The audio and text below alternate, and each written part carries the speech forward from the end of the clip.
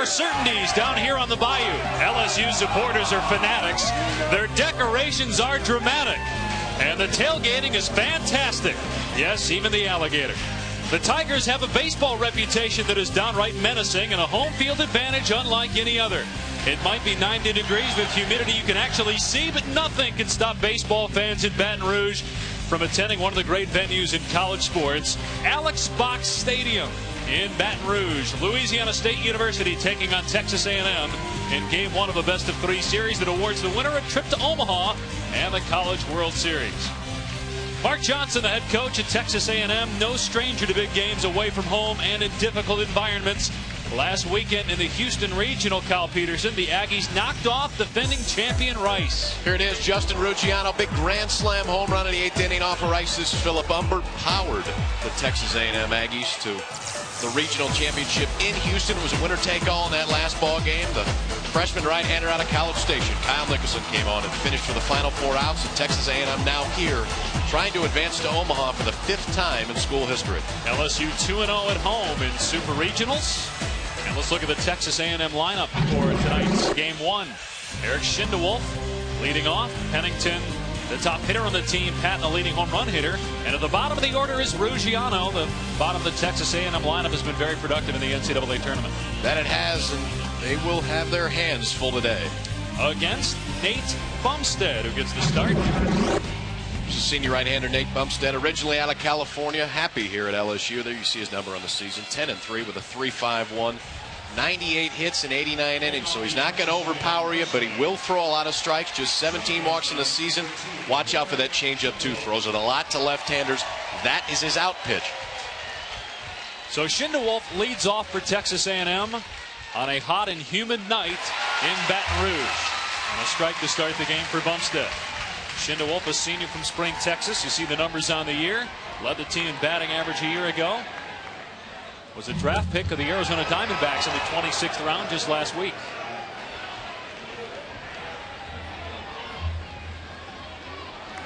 Led the team in runs during the regular season, walks, and strikeouts. 2 balls and a strike. Texas A&M has last been to the College World Series in '99. LSU was there last year, its first appearance in the College World Series since 2000, when it knocked off, Stanford to win the championship that year. They've done that a couple times. More on that later. 3 balls and 2 strikes.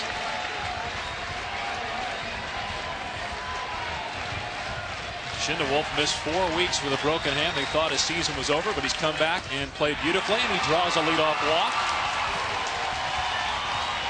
With Schindewolf on base.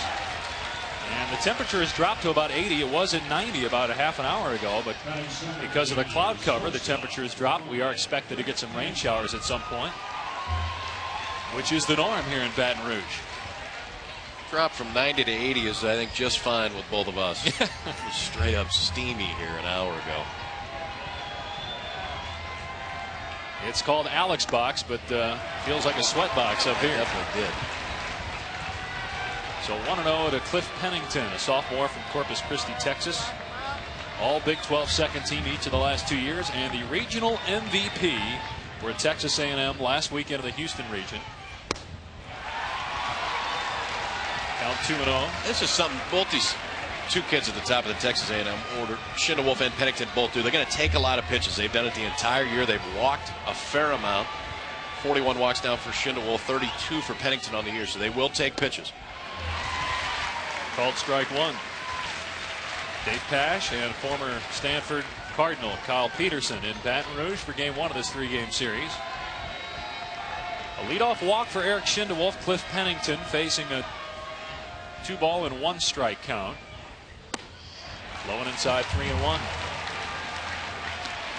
Pennington has reached base in 60 of 62 games this year, Kyle, and the only times he didn't in back-to-back games against Nebraska. This guy's pretty good.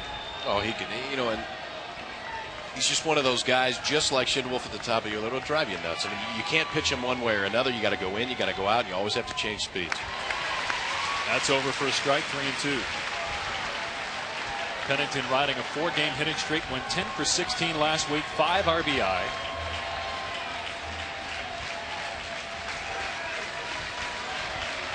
Led the team in batting during the regular season at .341. Fouled away, and it's still 3-2.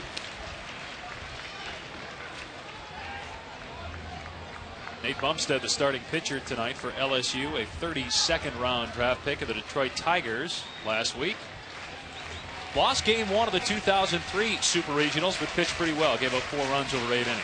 Coming off a good one, too. Beat Southern Miss in their regional here last time for a complete game 8 hitter. And a guy that they have relied on a lot. And keep in mind, as you watch Bumstead throughout the course of this ballgame, he is pitching with a torn labrum. He has the entire season. And to do that and put up the numbers he has are absolutely amazing. 3-2 pitch is going to get past the catcher Liuza, but staying at second base is Schindewolf. So a couple of walks to start the game for Texas A&M.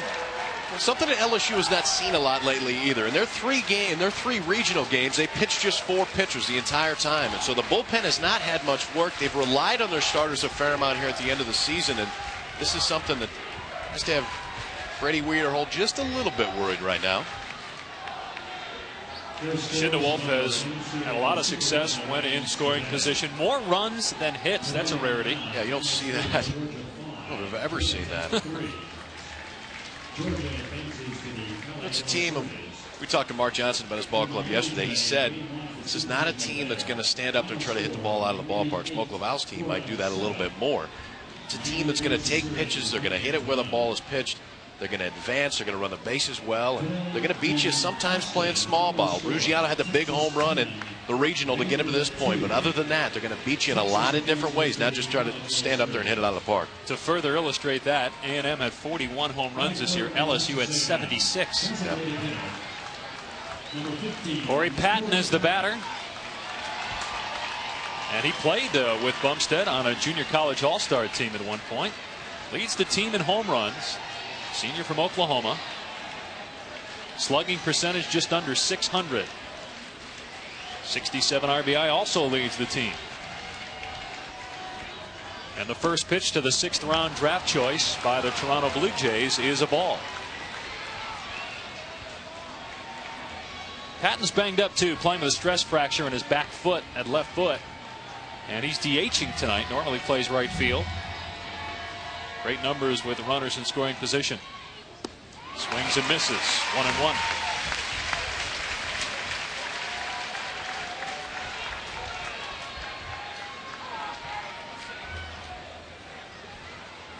Patton more mature than most college baseball players. He's married. Got married last summer. Here's the 1-1. You see anything in particular with Bumstead as to why so many pitches are missing the plate? You know, I mean, I think a lot of it is probably the situation right now. I mean, packed house, one of the biggest ball games that he's ever thrown, and sometimes it takes you a little bit longer to fit in. I mean, his numbers show that he's going to throw strikes, and every once in a while, once you pump 1, 2, 3 of them in there, you find your rhythm pretty quick. That's low. 3 balls and a strike. Schindewolf at second, Pennington at first base.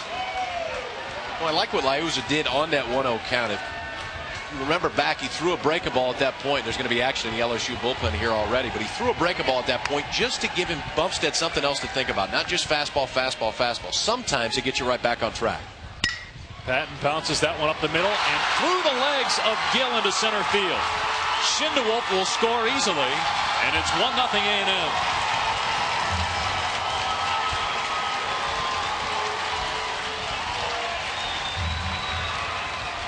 Well, that's one way to quiet the crowd.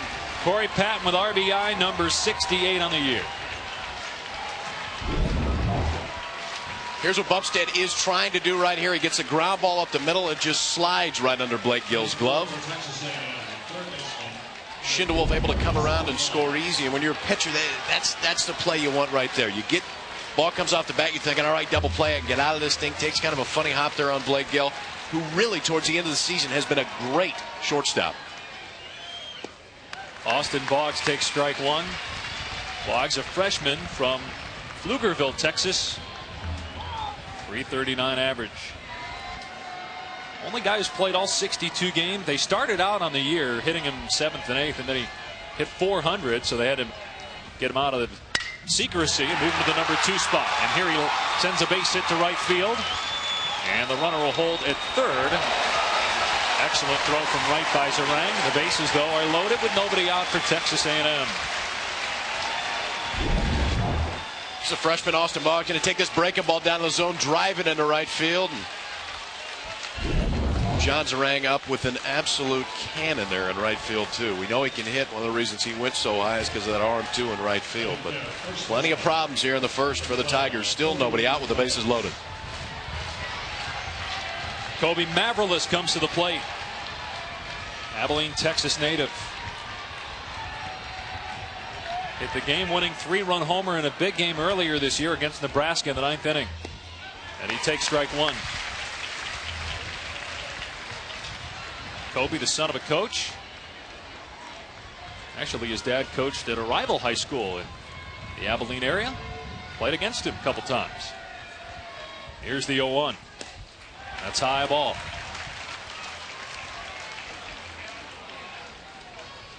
Well, Bumstead really hasn't had a chance to use that changeup as much as he would like, and that is really what he works off of. Good little fastball, he can locate it. Decent breaking ball, but the changeup is what he has to have going in order for things to work. Bumstead's 1-1, fouled back, 1-2. Jason Detterman, the left-hander in the bullpen for LSU. Your Smoke Laval, what's going through your mind right now? Well, you're hoping just get me out of this first inning. Get another ground ball. They will trade 2 outs for a run right here. Get a ground ball, a couple outs, and get on our way. Mavrilis looks at strike 3 on the corner. 1 down.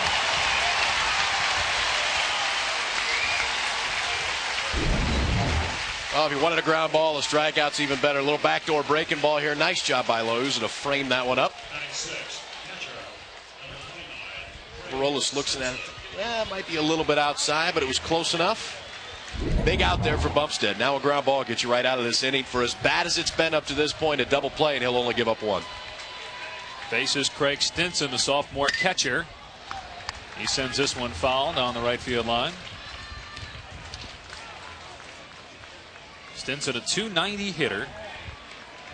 Wants to be an FBI agent when he's done playing baseball. Second team All Big 12 member. 37 runs driven in to go along with 3 homers. Here's the 0-1. 0-2.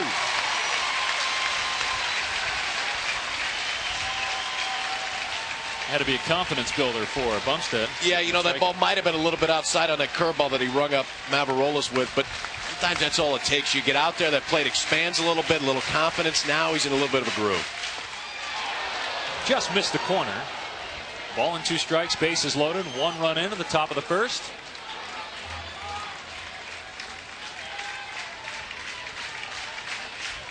A&M picking up where it left off against defending champion Rice.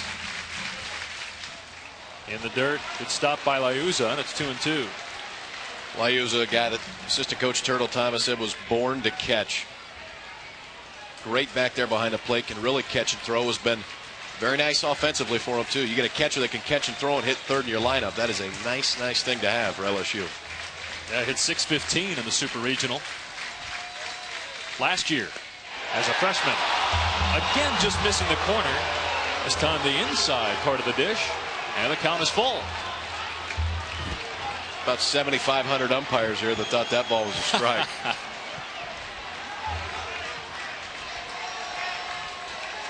Bumstead has gone to 3 balls and 4 out of 5 hitters so far.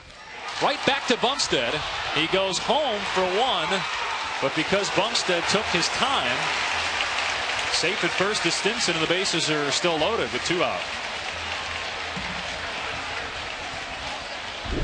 Well, here Bumstead gets another ground ball, and this is exactly what you wanted. And he looked like he was just a little bit mixed up here. He gets the ball, not sure if he wants to go to second. Now he takes off running. Not sure what he was doing right there.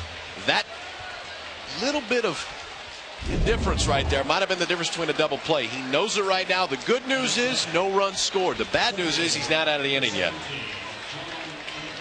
How much do you think nerves play a role? He pitched in this exact situation last year, and he pitched in the CWS, so it's not like he hadn't been here before. John Infani stepping in for A&M. And the center fielder takes strike one. Yeah, you know, the one thing is if you don't start exactly the way you want to, every once in a while things start rolling around in your head that shouldn't. You know, how's my release point? What am I doing mechanically? All the stuff that you're supposed to do in the pen, sometimes you think about out on the field. If he starts good, a lot of times those things don't pop into your head. You start bad, sometimes you think about things that you shouldn't. But it's looking like he's throwing the ball a little bit better right now, but that indecision could end up costing him.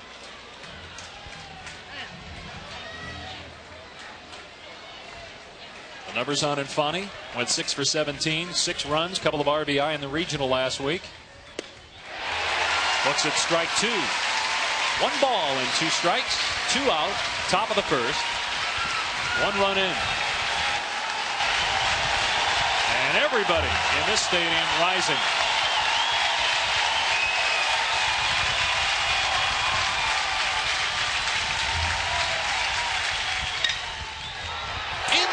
Field a base hit. 1 run is in, and Zarang's gun prevents another from attempting, and it's 2-0 Texas A&M. Big 2-out hit by Infani. Another breaking ball from Bumstead. He's thrown plenty of them so far. Infani stays on this. Not a bad pitch. Out away from him. Watch Infani get ball travel back into the strike zone. Gets extended. Drives it into right field. The arm of John Zarang prevents any more runs from coming home. But A&M jumping out to an early 2-0 lead. Bumstead, I'm sure, ticked at himself for taking too much time in that grounder back to the mound. Now he's going to face Travis Bartek and starts him off with the ball. Bartek, a junior from Sparks, Nevada. 280 batting average, but 424 over the last 10 games. Went 5 for 13 in the regional in Houston. We were talking to some of the Texas A&M players today, and we said, you know, who's the guy when you look at the stat sheet that doesn't jump out but gets a lot done? And this was the one they said. Bartek gets the big hit. When we need a big hit, Bartek is the guy that comes up. It might be a walk, it might be a sacrifice, but whatever it is, he does what it takes, and he's done it the entire year. The guy in the on-deck circle hit the game-winning grand slam against Rice, so Ruggiano can do some damage as well. Wearing number 46, had been wearing number 21, but he forgot his jersey last week. Threw on number 46, hit the game-winning home run in the finals, and number 21 has been retired. 46 sticks. And the equipment manager flipped him 46 and said this one will be lucky. Well, you're right.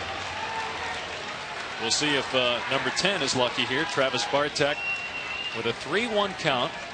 A&M leading 2-0. Bases loaded, 2 out.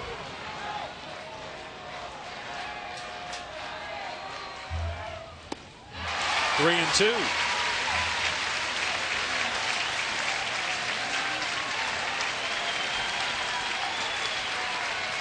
Mark Johnson, the Texas A&M head coach in his 20th year, giving signs. Never beaten LSU in the NCAA tournament, 0-4.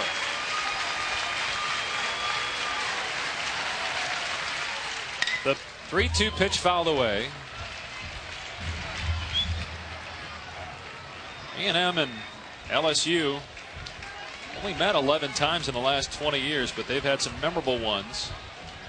A&M seeking revenge after being the top seed in the '93 College World Series and losing to LSU, and then being the #1 ranked team in '89 and losing in the regional to LSU. Bartek lines that one into center field. 1 run scores, another coming around. 2-run, 2-out single by Travis Bartek.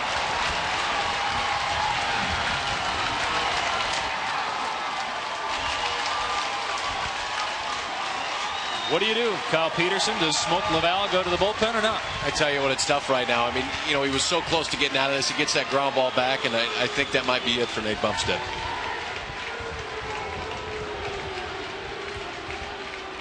Here comes the pitching coach, Wiederhold. Smoke spoke so highly yesterday in our meeting of Bumstead. He seemed like a confident kid when we talked to him as well, but obviously struggling in this game, and so they're going to go to the bullpen and bring in Detterman. So 4-0 A&M, And the first inning isn't over as we check in with Dave Revson of the NCAA Championship Studios. Dave?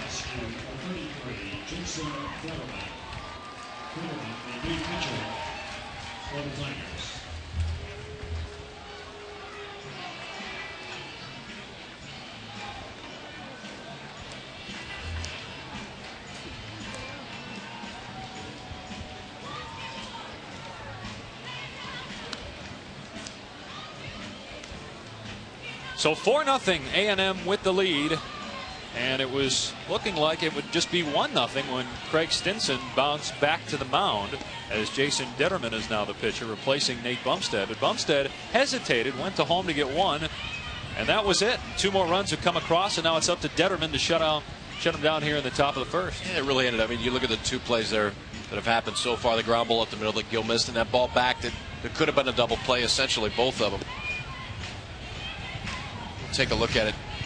The ground ball up the middle off the bat of Patton. Looks like 2 just slides into the glove of Blake Gill. And then the ground ball back to Bumstead. Just a little bit of indecision there. There's the difference between turning 2. Would have got him out of the inning. It's only the second out. A couple hits to follow, and a quick night for Nate Bumstead. The left-hander Jason Detterman on now. He has not worked in a ballgame since May 26 against Florida, so it's been a while. Now, Smoke Laval has had these guys lately throwing in inter-squad games, but keep in mind, inter-squad games are not the same as throwing in a ball game. It's been a while since he's been in there. We'll see how he reacts to this situation. And there is Smoke Laval in his 3rd year as the head coach at LSU. Spent 10 years as an assistant under Skip Bertman. 5 NCAA championships. Bertman retired and is now the athletic director here at LSU. Laval spent 7 years at Louisiana Monroe. Had Ben Sheets there. Here, buddy. He did. Some good sheet stories going yesterday. We'll keep those for off the air. And Ruggiano greets Detterman with an RBI single to left field. It's 5-0 Aggies. I'm shocked. I don't know about you, Kyle. You know, you knew A&M could play if you go into Houston and you beat Rice like they did. They beat one of the top teams in the country, and they're doing it to one of the other top teams in the country right here. First pitch swinging from Ruggiano. A lot of times that guy comes out of the bullpen. You know you're going to get a first pitch fastball. Ruggiano sees it, drives into left field. The Aggies have now batted around here in the first. Schindewolf walked and scored about 15 minutes ago. Curveball away, 1-0.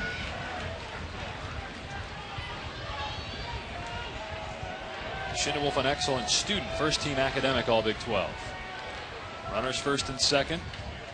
A 1-0 from Detterman. Drilled into center field, but Holt is there, and that finally ends the inning. Texas A&M bats around in the first and gets 5 runs. And now LSU will come to the plate.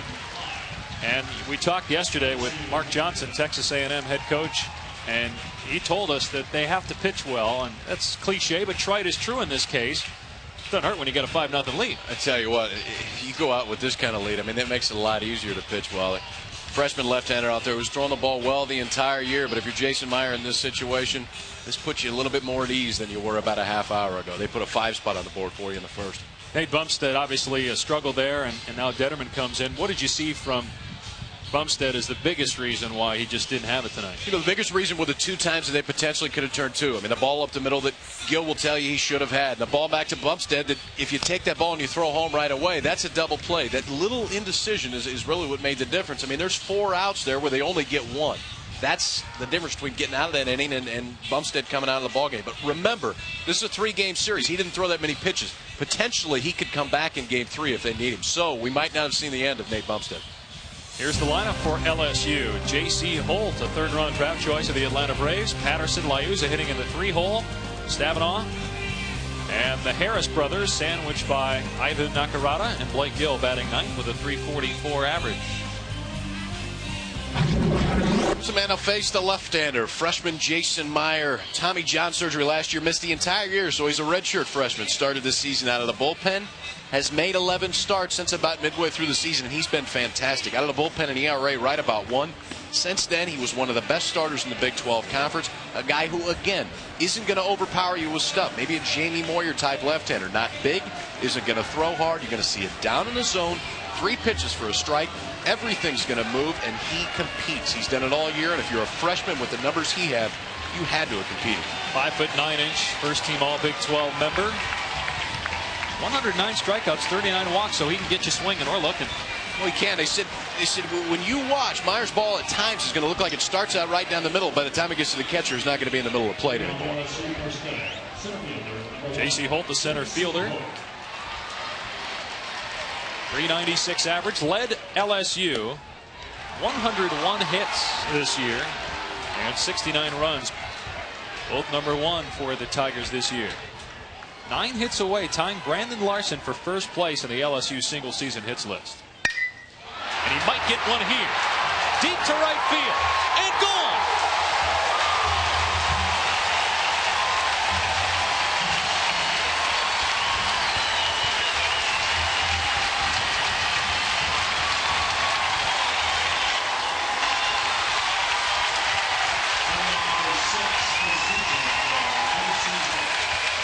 Sixth home run of the year for J.C. Holt. J.C. Holt, the spark plug of this Tiger ball club. He told us yesterday, I want people to think of me as a guy that plays hard every day. Well, you keep doing this, they're going to think of you as a power hitter as well. Takes a slider out of the way, not a bad pitch. Gets extended, drives it to right field. This guy's a spark plug. Usually does it by getting on base and stealing bases, but Smoke Laval doesn't care if he drives it out of the ballpark either. Jason Meyer does not give up a lot of home runs, only 2 prior to that one by Holt. Ryan Patterson, and the count is 1-1 to Patterson. How about that? 3rd home run given up all year by Meyer. That's pitching. That's when you know he's pitching down in the zone and he's pitching with movement. In the air. And the catch made by Mavrolas for out #1.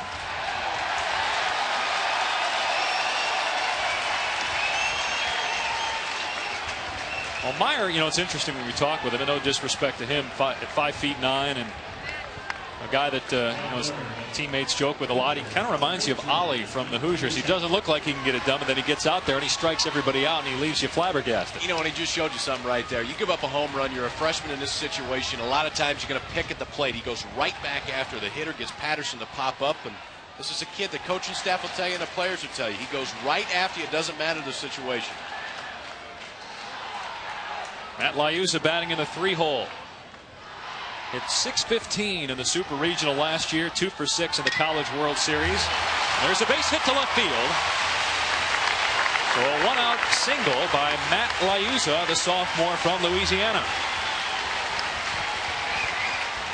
And this will bring up John Zarang, who was just drafted in the 2nd round by the Arizona Diamondbacks.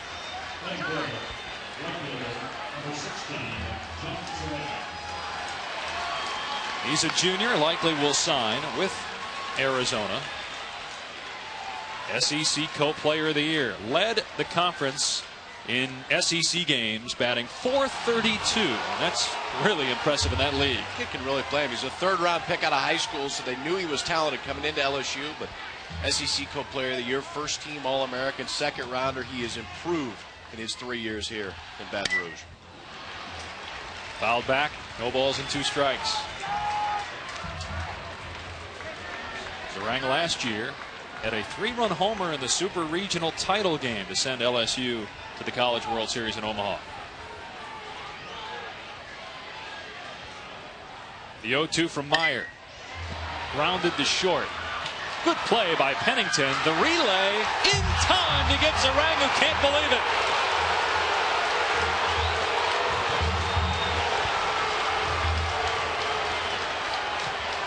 Schindewolf from Pennington, and a double play. So 1 run on 2 hits for LSU. A leadoff home run by J.C. Holt. But Zarang grounds into a double play to end the LSU first.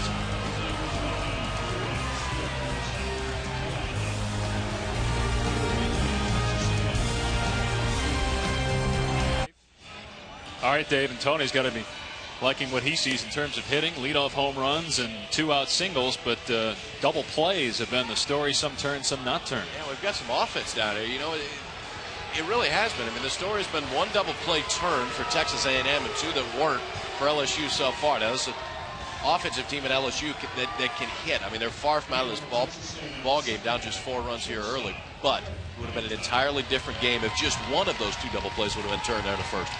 Pennington, Patton, and Boggs in the second inning for Texas A&M. Patton walked in his first at bat, riding a 4-game hitting streak. Favorite player, Craig Biggio, lines that one fair down the left field line. Patterson corrals, and sliding into second base safely is Pennington. A leadoff double.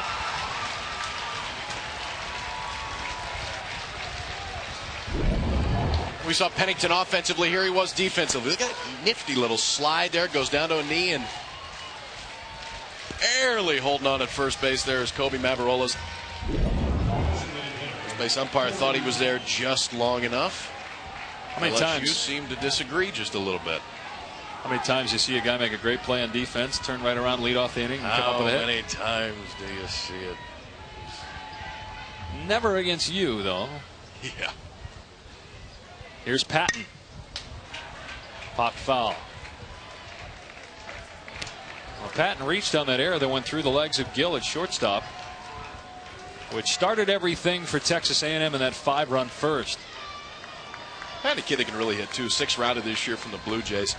Texas A&M coaches gave him April 6th and April 9th, a couple games off.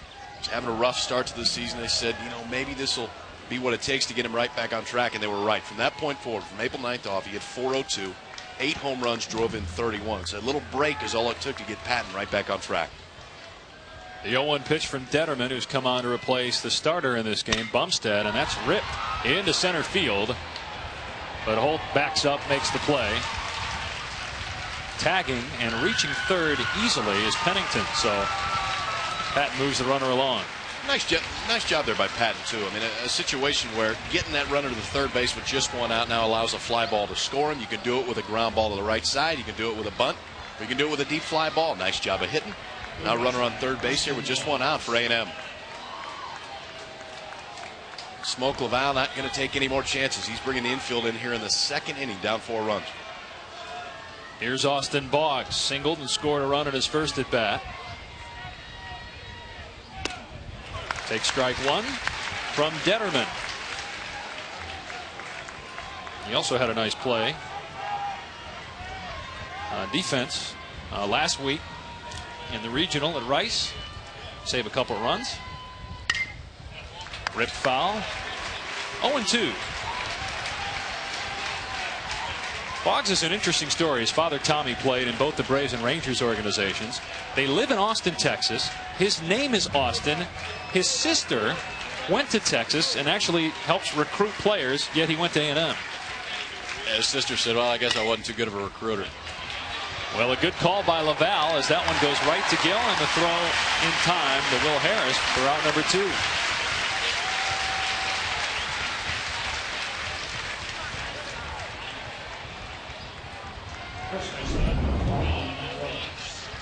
Boggs taking this ball down the zone, just trying to drive it through the drawn-in infield. Can't get it past Blake Gill. Quick look to third base, throw on to first. Know where that runner can go, and now 2 outs with still a runner at third for A&M.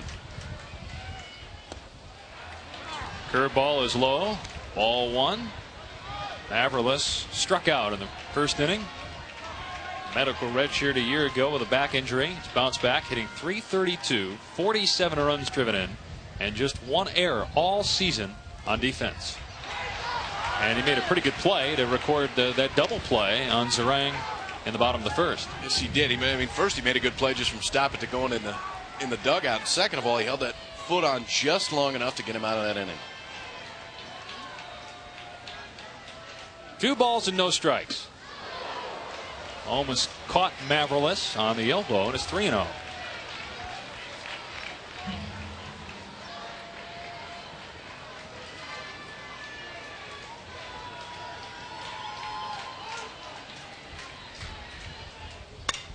Maverless had the green light and pops it up to Gill at short to end the inning. A leadoff double, but Pennington is stranded at third. To the bottom of the second we go in Baton Rouge. 5-1 A&M.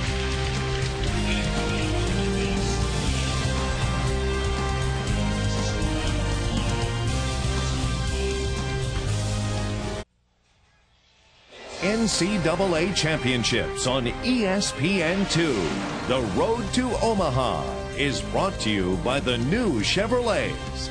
10 new cars and trucks in 20 months. An American revolution. No need to eat before you come over to the ballpark. They will serve it up here in Baton Rouge. And for all we know, Jason Meyer, the starting pitcher for Texas A&M, may not have eaten before he came over here because he has quite a limited diet. Not because he has any stomach issues other than, I guess, what's upstairs. He'll only eat certain foods. Chicken strips, burgers, French fries. No sauces on anything. No salad, nothing. Working. Whatever it is, it's working. If it works, don't change it. Some of his mother would say that with that diet, but it's working just fine for him so far. There'd be days where he'd go 14, 15 hours without eating if the food wasn't right.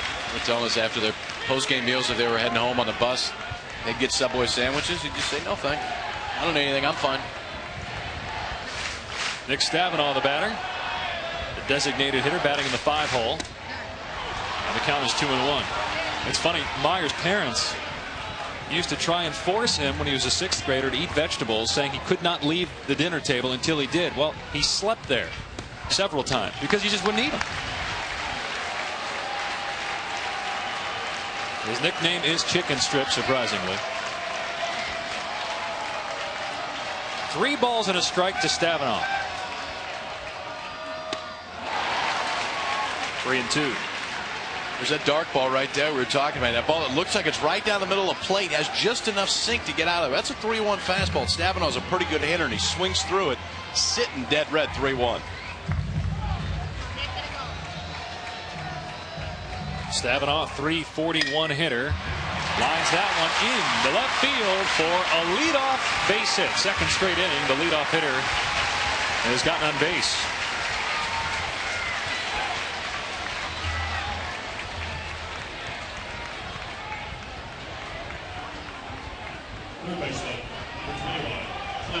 Good diving attempt by Boggs at third, but couldn't come up with it. And now Clay Harris will be the batter.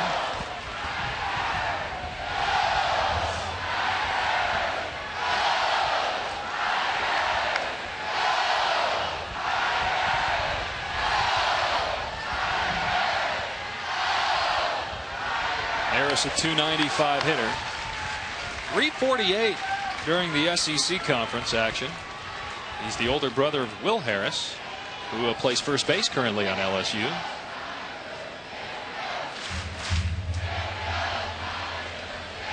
First team All SEC last year, second team this year.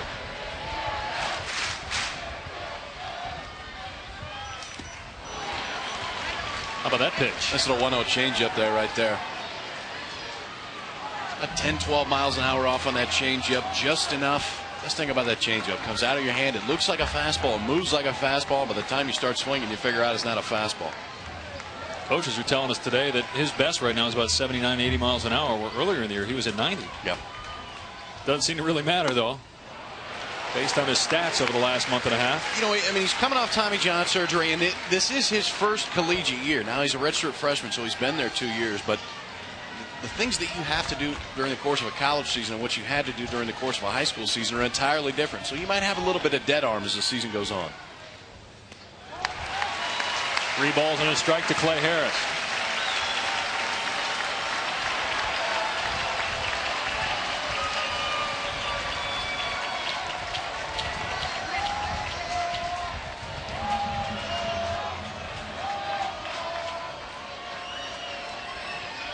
Stavinaugh back to first base. Clay Harris, a dangerous hitter. 16 home runs last year, 7 this year, and he also led the team in walks this season. And he sends that one into short left field. Pennington, the shortstop, makes the play for out number 1.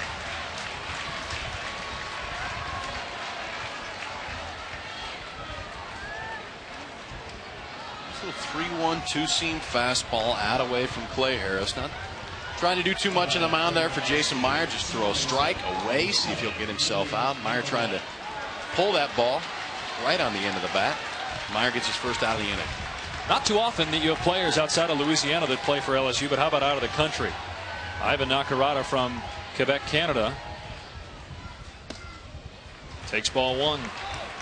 Starting second baseman on the Canadian national team back in 2000. Pretty good numbers this year, 275 average. He's fluent in 4 languages too. That's pretty impressive. Bounces that one foul, 1-1. French, Slovenian, Italian, and of course English for Nakarada. Big part of their College World Series team last year. He's been solid up the middle for him this year as well. Yeah, in game 2 of that Super Regional last year against Baylor, had the game-winning home run. The 1-1 from Meyer. Rounded foul, 1-2.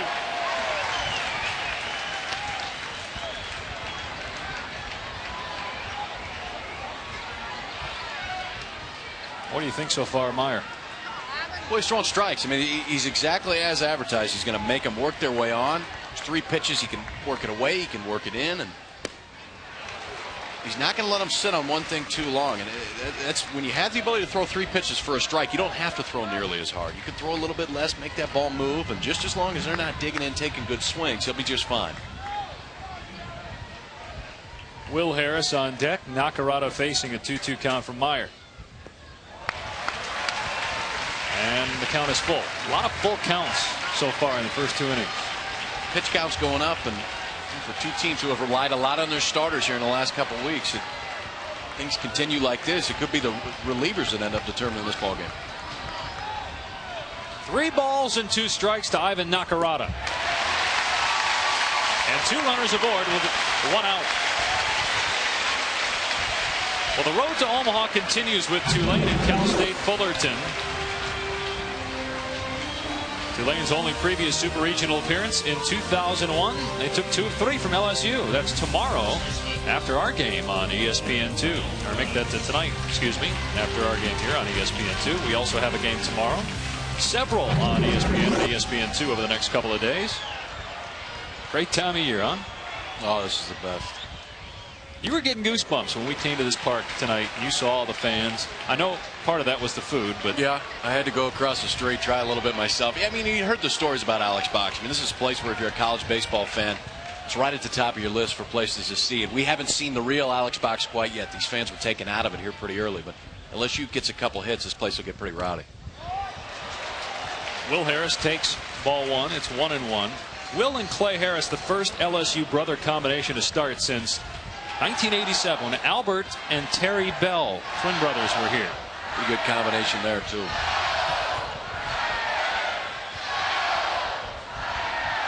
Here's the 1-1 pitch to Will Harris. Line off of Meyer. Mavrolas won't be able to get Harris, and the bases are loaded.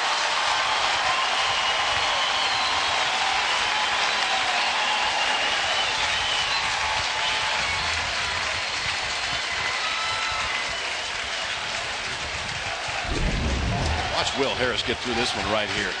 Laser right back up the middle. Not sure if that got him in the glove or the leg. Might have got him in the glove. He got that glove down just in time. That's pretty good there for Jason Meyer. But stays on it, rips it right back at him. By that right there, ball goes into center field. That's probably a run for LSU. He's not feeling the pain quite yet. That'll hurt a little bit more in the morning than it does right now. But I guarantee you he'll trade that. He'll trade a bruise right now for no more runs and still have a chance to get out of this inning. And Blake Gill, the number 9 hitter, will be up next. Jim Lawler, the pitching coach, will come out, take this opportunity to talk to Meyer as well. We've got 2 really great coaching staffs here. Yeah. Jim Lawler, the pitching coach for A&M, was the National Assistant Coach of the Year last year. Good man. Recruited me. I took a recruiting trip down to Texas A&M. Jim Lawler was the one that really recruited me, and he's done a great job down there at Texas A&M. Been there 20 years, the exact same time as Mark Johnson. He's really been his right-hand man the whole time. And on the LSU side, Turtle Thomas, again, one of the top assistant coaches in the entire country, and Smoke Laval has been great since taking the helm here at LSU. There's Mark Johnson. 20 years, the all-time winningest coach at Texas A&M, and Turtle Thomas, the recruiting coordinator here at LSU. So here's Blake Gill, junior from Bradenton, Florida. who didn't take any other visits, just wanted to play at LSU. And a 1-0 count to Gill. You know, we talked about them playing the first inning. Gill has been so good really the second half of the season defensively for LSU. Here's a spot where he can really make up for it right now. A hit right here, but he's going to remember that play in the first. Most outstanding player in the Baton Rouge Regional last week. .455 average, a homer, and 7 RBI. And he was swinging for another home run on that one and missed.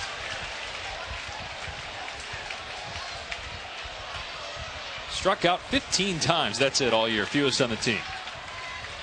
25 walks to 15 strikeouts. One of a couple players here at LSU with more walks than strikeouts. And on-base percentage of .407. You get a .407 on-base percentage in the 9-hole. That's pretty darn good. Swung at ball 2. It's a ball and 2 strikes. 1-1 slider here from Jason Meyer. Starts it in the middle of plate, disappears down and away. Nice job by Craig Stinson to keep it in front of him. And now a plus count at the plate here if you're Blake Gill. I have no idea what Meyer's going to bring here.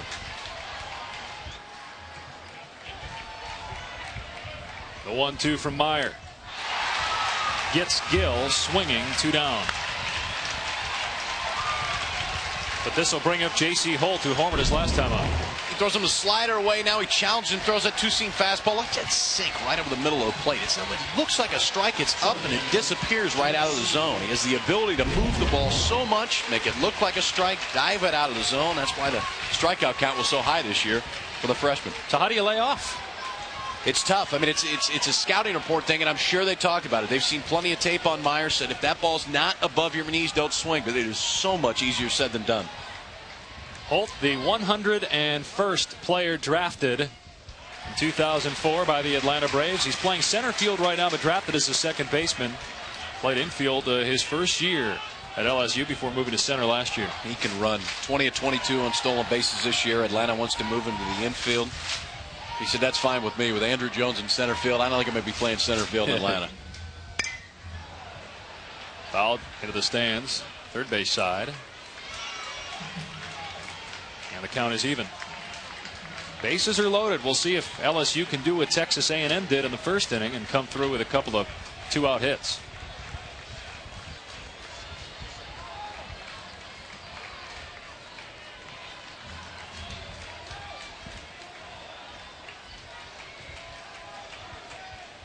Meyer ready for the 1-1. 2 balls and a strike. You know, a tough thing if you're a pitcher who's given up a home run like he has already here to Holt. Every once in a while you get in your mind, well, I can't throw that pitch again. Got to try to stay away from that. I mean, you challenge this guy to hold a guy that hit 5 home runs on the season, so he's not a big power guy. Challenge him to do it again. If that's where you feel comfortable on the mound, that's the place you have to throw it. On the corner for strike 2.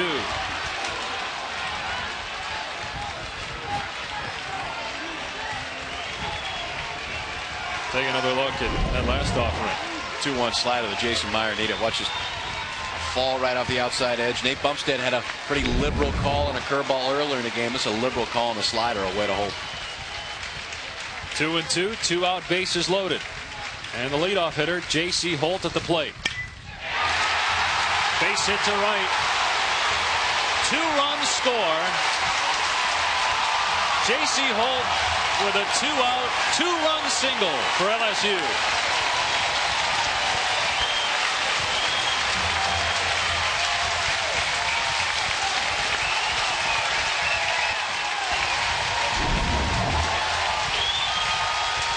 Jason Meyer trying to go outside here, and his two-seamer kind of comes right back inside. Nice job of hitting here by J.C. Holt. Doesn't rip this ball to right field. Ball gets in on his hands a little bit, but he fights it off. Drives it right over the head of Kobe Mavarolas over at first base, and that enough to score 2 more. Now LSU down 5-0 in the first, fought back to 5-3, and Ryan Patterson at the plate with big-time power. Holt has accounted for all 3 LSU RBI. Patterson flew out in the first inning. Runners at the corners. In the left field. LSU within 1.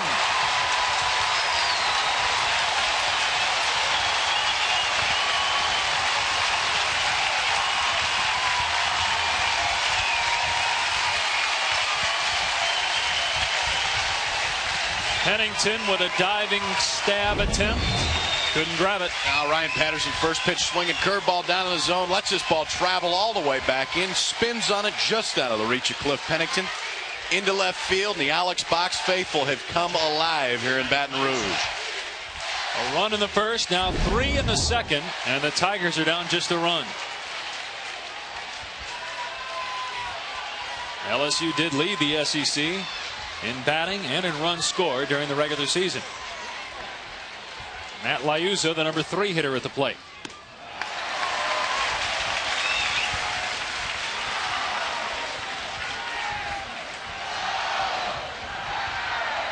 Hit .500 in the regional. 3rd on the team in home runs with 9. Wants time.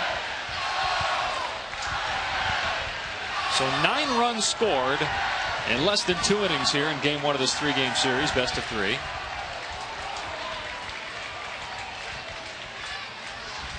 Tigers may not be done. Just catches the corner for strike 1. It's a 1-0 change up there from Jason Meyer, trying to keep it away from Liuzza here.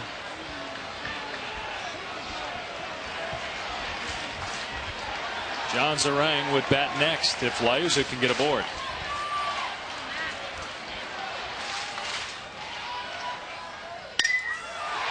Liuzza drives that one down the right field line, and it is foul. So it's strike 2, 1-2.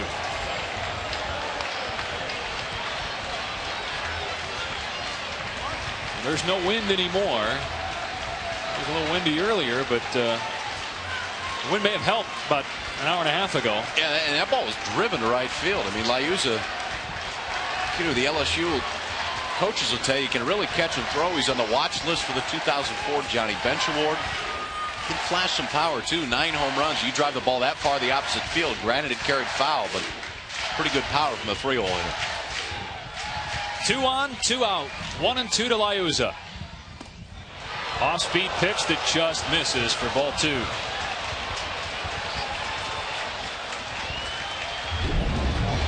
We've seen some balls called away tonight that might have been a little outside. This looks like a pretty good pitch here from Meyer, trying to backdoor him with the breaking ball, and just outside.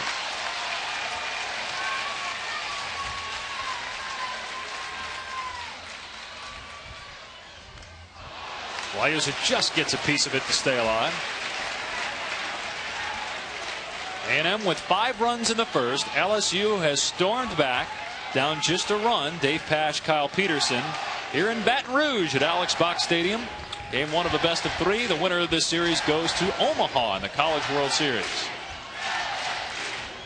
LSU was there last year. A&M has not been there since '99. All the way again by Liuzza. What a great program. 5 national championships. That's number 2 all-time to USC. 15 straight years of 40 wins or more for LSU. Number 1 all-time in NCAA winning percentage. All started with Skip Bertman.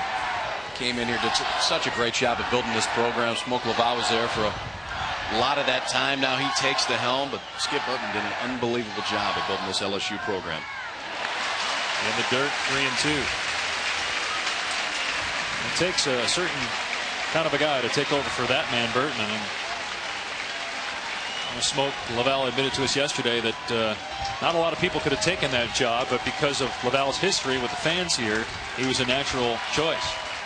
Yeah, that is. I mean, you really are replacing a legend here. Bertman, who went directly in and stepped into the athletic director role here at LSU. And tough for Smoke Laval, but he's done a pretty darn good job here in 3 years. The 8th pitch of that at bat is outside, and the bases are loaded again with 2 down in the second inning. Now, if you're Mark Johnson, what do you do if you're the head coach for A&M? I tell you what, his freshman left-hander has thrown the ball well the entire season, and we're going to see action here pretty quick, I would think, in the Texas A&M bullpen. But this is a kid that has thrown the ball very well for him all year, and I think Coach Lawler's going to come out and have another word with him here. Just try to settle him down. Been plenty of big games he's pitched in this year in the Big 12 tournament. He threw against Rice in that finale, did not get the win in that last game against Rice in the regional, but threw the ball well there, went 7 1/3 against a very good Owl team. And Is this a kid that's been in some good situations? Just try to give him a breather here. And again, remind him you've got 2 outs. You're just a pitch away from getting out of this thing, and we still have the lead. Kyle Nicholson is up and throwing. He closed down the Rice Owls last weekend for Mark Johnson's team to win the Houston Regional and take care of the defending champs. Smoke with a few words. We talked earlier about Albert Bell. Smoke Laval is the kind of guy who's not afraid, and he actually did this on an airplane, to sitting 7 or 8 seats behind Albert Bell to throw spitballs at his head. What a good guy. Had a chance to talk to Smoke yesterday in his office. He's just a laid-back, good guy. Wanted to talk baseball. Loved talking about his ball club. But you know what? He said we're an even-keeled team. We have been the entire season. We've had ups, we've had downs. They won 9 of 10 series in the SEC. The other time they got swept, and they didn't sweep anybody. They won 2 or 3 from virtually everybody. It's a team that rides the peaks and the valleys, and you have to in the game of baseball, because we all know there are plenty of them. And here is John Zarang, the best player for LSU. USA Today Sports Weekly All-American, Co-Player of the Year in the SEC, 2nd-round draft pick of Arizona, 56th overall. Hit into a double play in the first inning. Takes ball 1 in this at bat. 9th hitter this inning for LSU. A&M batted around in its half of the first.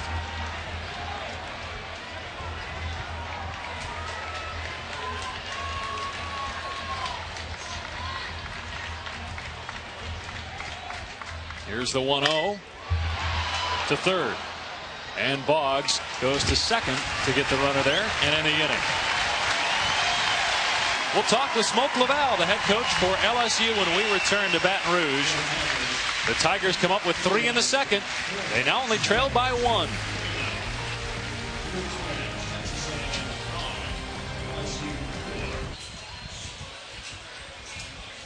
A&M 5, LSU 4, thanks to a 3-run second inning. And we're joined now by LSU head coach Smoke Laval. Smoke, talk about that 3-run second and that key 2-out hit. Well, you know, we need that. We mishandled 2 double play balls, uncharacteristic of us, this type of ball club, veteran club. But we got to create some more opportunities here early in the game here and keep the pressure on and stay close, and anything can happen.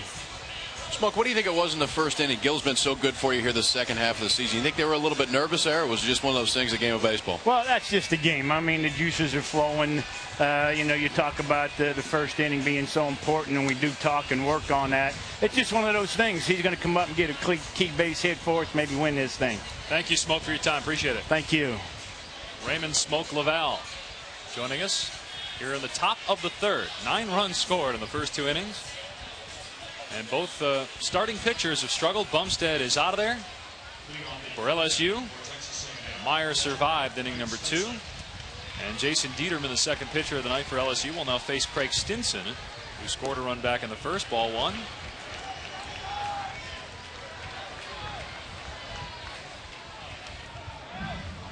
Dieterman's grandfather played 4 sports at LSU. And also played a professional baseball. It's hard enough to play 1. How do you play 4? That's pretty impressive. He had no choice. He had to come here. Baton Rouge native. Stinson drives that one to short. And Gill's throw is there. 1 down.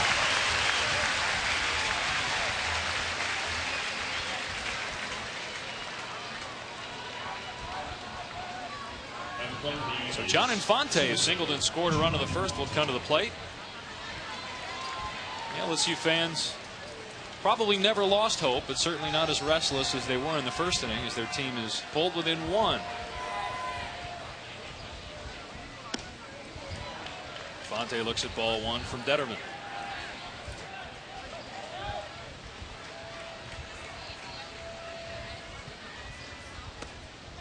That is low and outside. 2-0.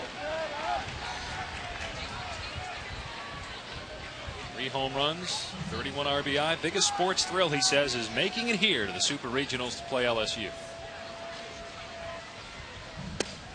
That's in there. 2-1. I feel if they make it to Omaha, that biggest sports thrill might change. Absolutely.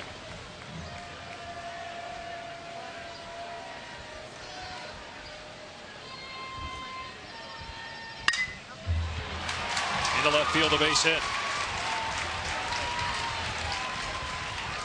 So a one-out single by John Infante, the second time today that he's reached base.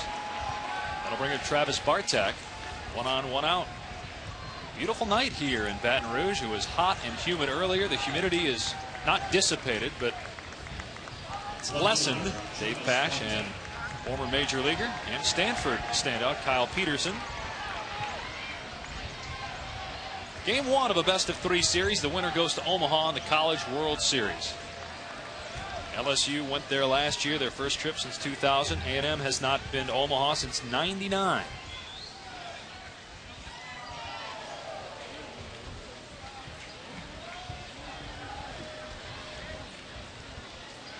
Jason Detterman, the second pitcher of the night for LSU, replaced Nate Bumstead, who gave up 5 runs in the first inning.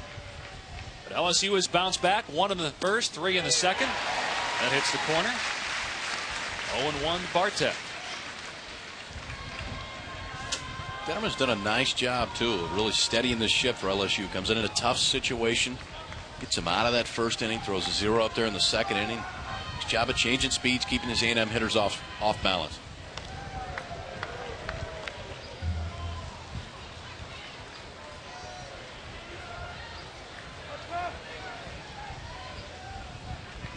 No balls and a strike to Travis Bartek, who had a 2-run single in inning number 1.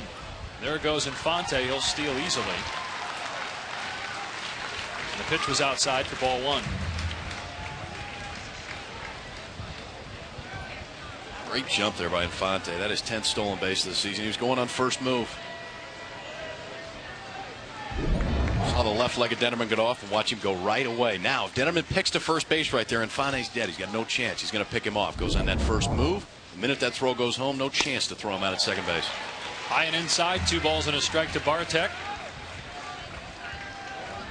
Infante at second. Justin Ruggiano will be up next for Texas A&M.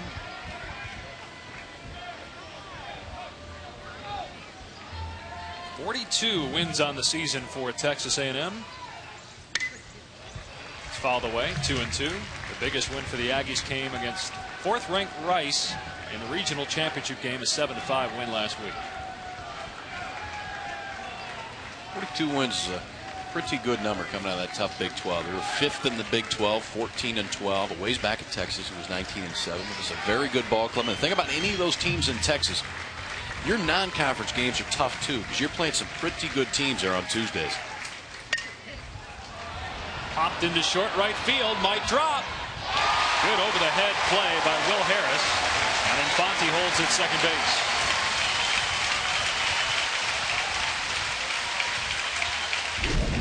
Look at Will Harris ranging down the line. Big man, goes about 6'3", 240. Makes it look real easy. Little over-the-shoulder catch. Holds that runner at second base. Nice play over there by Will Harris.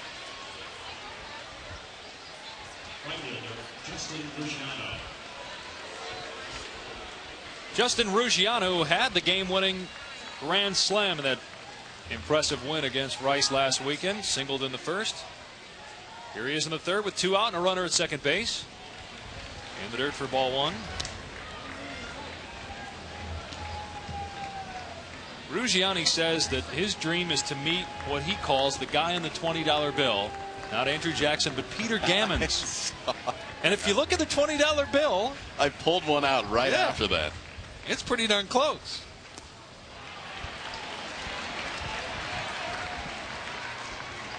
Peter, don't let him do it to you. Peter will find him. Search him out. Peter, man, how much baseball does that guy know? Awesome just to listen to him talk. Yep. 2-0 to Ruggiano. Chop foul.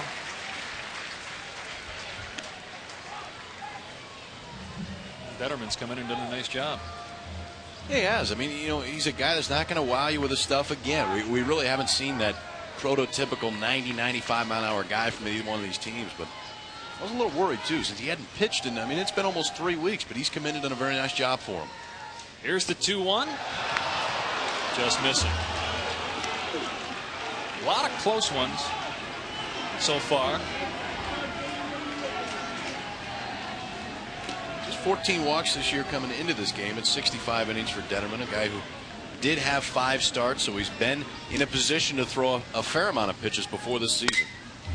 Drilled, foul down the left field line.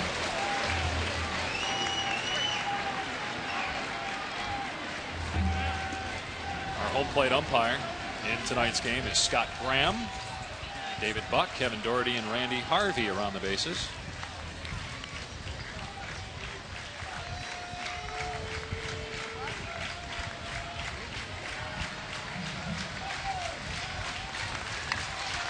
Three balls and 2 strikes. Runner at second, 2 out for Texas A&M in the top of the 3rd. And Ruggiano's aboard with a 2-out walk. Nothing hurt there for Detterman. 2-out walk, first base open. Throw a pitch that if he chases, you'll get him out. If he doesn't, no big deal. Runners on first and second now, and Eric Schindewolf going to do his best to clear the bases. Average now at 312 after flying out and walking in the first inning. Was up twice in the first, did not bat in the second. See the infield at normal depth. Just catches that outside corner for strike 1. Schindewolf, a senior, 26th round draft choice of the Diamondbacks.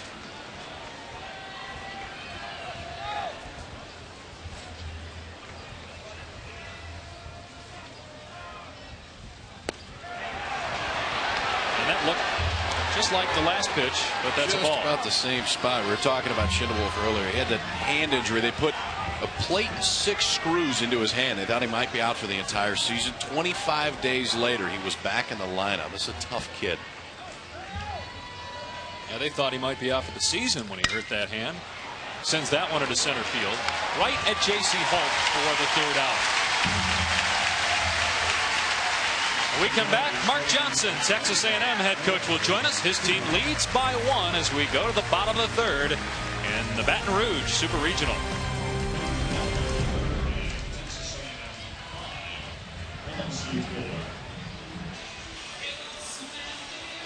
Welcome back.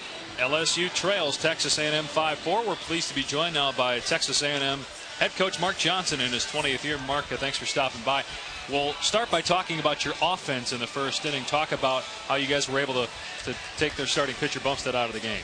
Well, I think Bumstead, just like Meyer, had trouble working behind the count, and we got a couple free passes, then we got some balls to fall in, hit a couple tough balls to their infield that I thought we hit very hard. So we got some singles and advanced some runners and got some help from them. Coach, how do you think your freshman left-hander's doing so far? Well, he's working behind the count. A little frustrated with that, but he does that occasionally. Then he gets into a major groove and really gets on a roll. So we're hoping that's going to happen. He threw a lot of pitches last inning, which probably will catch us in the end of the ball game. But he's a competitor, and sometimes he finds it and gets it rolling. Coach, thanks. Good luck the rest of the night. Thank you. 50 pitches so far by Jason Meyer. And the pitch count's up there for 3 innings. Excuse me, just 2 innings so far. 50 pitches. You talked about falling behind in a count. Something Meyer really hasn't done the entire season. We talked before about a kid that really pounds the strike zone so far. This is an entirely different situation than he's ever been. And he's pitched in big situations. He's pitched in front of big crowds. But as it goes on, the games just keep getting bigger. Stavanaugh singled and scored a run in the second. This is an entirely different situation for Texas A&M as a team. They lost 8 pitchers in the draft last year. Their starting pitchers in these first 2 games, Meyer and then Zach Jackson tomorrow, did not pitch last year for A&M. Lost 40 of 45 wins off of last year's team. And pretty impressive and a testament to that coaching staff. Mark Johnson, Jim Lawler, and all of them over there to do as well as they have this year after losing the number of pitchers they did last year. 2 balls and a strike. Meyer again started the season out of the pen. 96 strikeouts in his first 91 innings pitched as a redshirt freshman. And the count now to Stavanaugh is 2 balls and 2 strikes.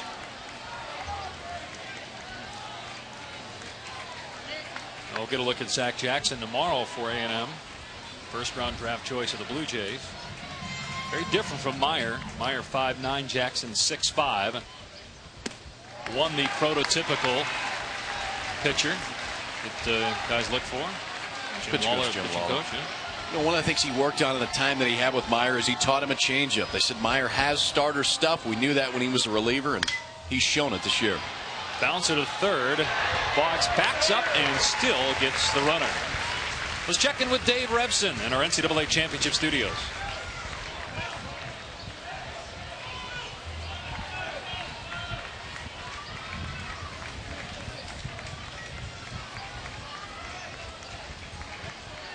Third baseman, Clay Harris.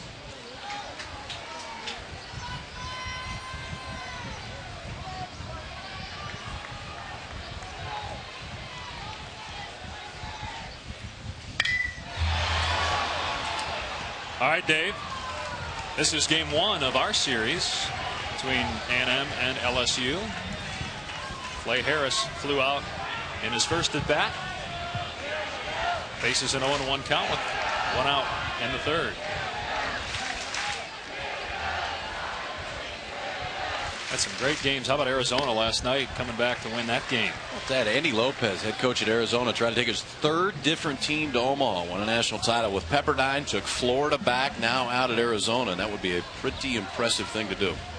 Jerry Kindle, former coach at Arizona, broadcasting that game last night, and there is a tie between Kindle and Mark Johnson. Johnson won a national championship under Kindle with the Arizona Wildcats as an assistant coach. Great coaching stories. Dave Van Horn at Arkansas trying to take his second team back. He was at Nebraska, came down to Arkansas when Norm DeBryan hung him up, and he's done a great job down there at Arkansas. 2 balls and 2 strikes now to Clay Harris.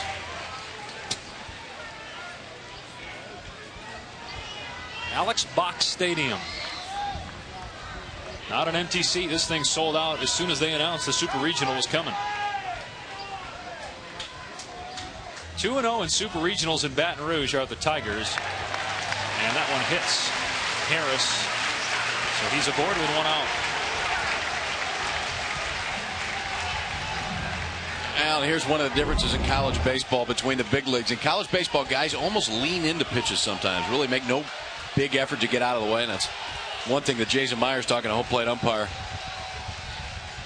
Scott Graham about right now. Really no big effort there by Harris to get out of the way. And going to show a little bit of effort. I think he's shown enough for Scott Graham, but I know at times when you're on the mound, and it happens a lot more in college than it does in pro ball, you think they don't get out of the way, it drives you nuts when you're out there.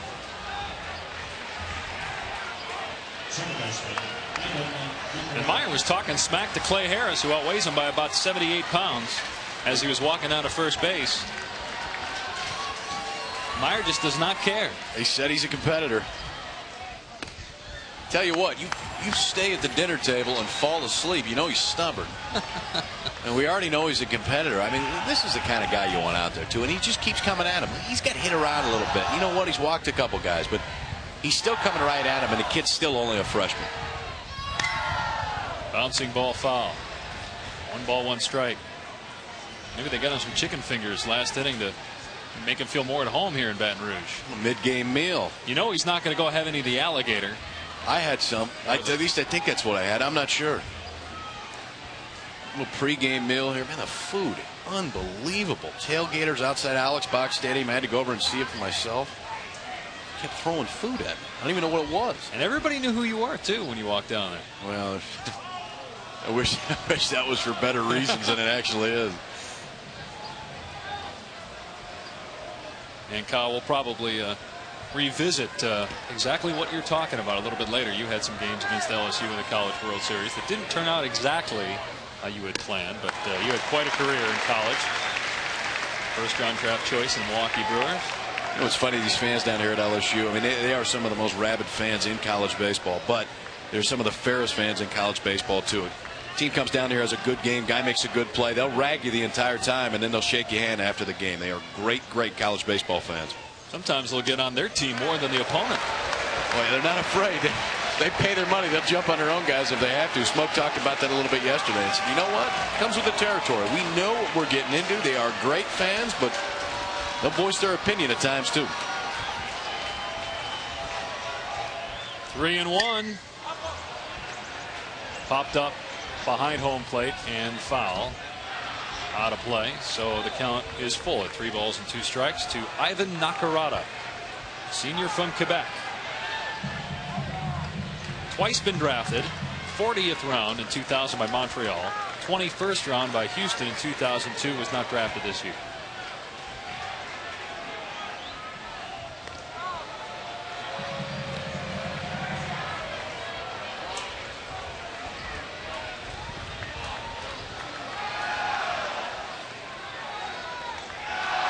The 3-2 from Meyer. Level down the right field line. Foul. Get ready, baby. It's coming at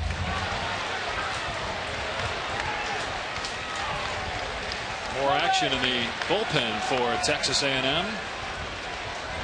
Nakarada got a piece of that one, but just foul. Nice swing here by Abba Nakarada. What's this ball going to be? Middle in, spin on it, drives it down the line, and just hooked foul. Comes off his bat, and he thinks maybe it's got a chance to stay fair, as do the Aggies down in the bullpen. Just about 10 feet foul, and we'll do it all again. Swing and a miss. Strike 3 for out number 2.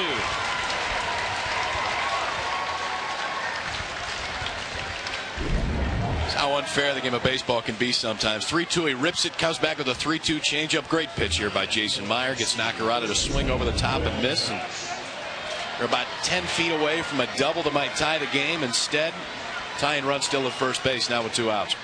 Sophomore Will Harris at the plate. He walked, or singled rather, and scored in the second inning. And that 3-run second for the Tigers. And the leading hitter for LSU the last 5 games, 438 during that span.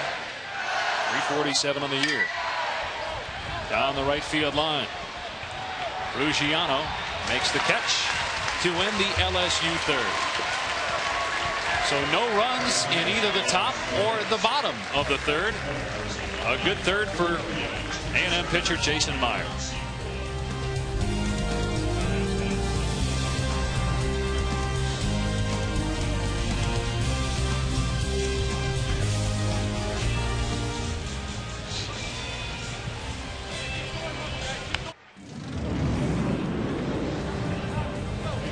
Beautiful night in Baton Rouge. 5-4, A&M leads LSU. We're at Alex Box Stadium. Dave Pash and Kyle Peterson, and the sun is back out, but it's setting. And we had overcast skies for the last couple of hours, but the sun has managed to squeak through here. The final hours of this Saturday. Jason Detterman, who has not given up a run in the last 2 innings, will pitch the 4th for LSU. Become somewhat comfortable here. Very humid earlier and temperature in the low 90s, but because of the overcast skies, it dropped to about 80. That's great for everybody involved. Yeah, especially us.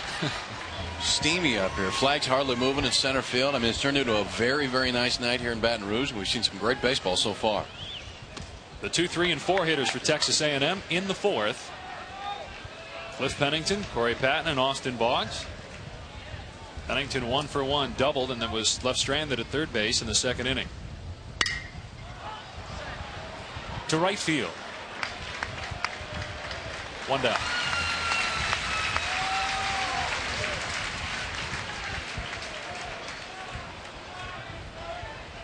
So Corey Patton will come to the plate.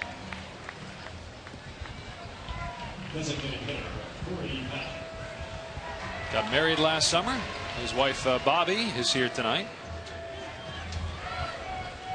Said there was really no reason, just didn't want to wait. He and his wife wanted to get married. Says he's got some great friends on the team. There's great chemistry, but he just can't do some of the things that the other guys do. Yeah, things changed just a little bit. But he was really, really happy that he had decided to get married.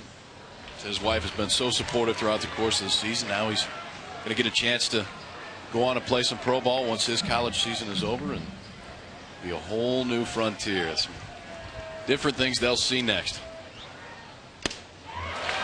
Swing and a miss, 2-1. 6th round draft pick last year by Tony Gwynn's former team, the Padres, and then this year drafted in the 6th round by Toronto. Not sure yet whether the wife is going to travel with him everywhere he goes, but chance he'll start in upstate New York in short season single A. How hard is that on a spouse or a girlfriend when you don't know what city you're going to be in week to week playing minor league ball? It's tough. I mean, minor league baseball in a lot of ways, you're living out of a suitcase, and can change the minute that phone rings and tells you you're going up or the time's going down, traded, whatever it might be. But I'll tell you what, there is no better way to earn a living in this world than playing professional baseball. It was an outstanding 6 years I spent in my life. I know that at times it's tough, but considering it is a whole heck of a lot of fun. Detterman struggles with it, but corrals and throws out Patton for out number 2. For the complete television broadcast schedule for all NCAA Super Regional games available in your area, go to ncaasports.com. ncaasports.com, the official online home for all 88 NCAA championships. Many of those here on ESPN, ESPN2. 2 out in the 4th, and Austin Boggs comes to the plate.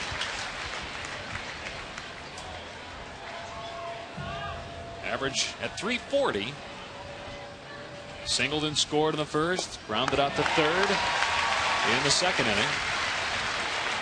And an 0-2 count.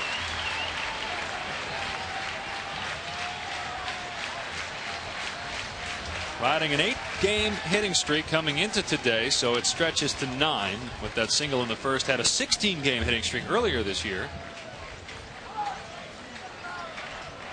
His grandfather, J.L. Smith, was the College World Series MVP for Texas back in 1953. One I'm sure both of us remember very well. I know it was at Rosenblatt. That much I know. Other than that, I don't. I tell you what, his grandson is a pretty impressive player. Austin Boggs had a great year here at Texas A&M. Talked about they tried to hide him in the lineup for a while. Hit him down at 7th and 8th. And he was hitting so well they had to bump him up. Now he's in cleanup. And everybody got a scare last week when Boggs nearly collapsed due to dehydration while he was at the plate against Rice. And, of course, everybody dogged him about it the next day. Welcome to baseball. Here's the 2-2. Right at the second baseman, Nakarada. And a 3-up, 3-down inning for Jason Detterman. 5-4, A&M, middle of the 4th in Baton Rouge.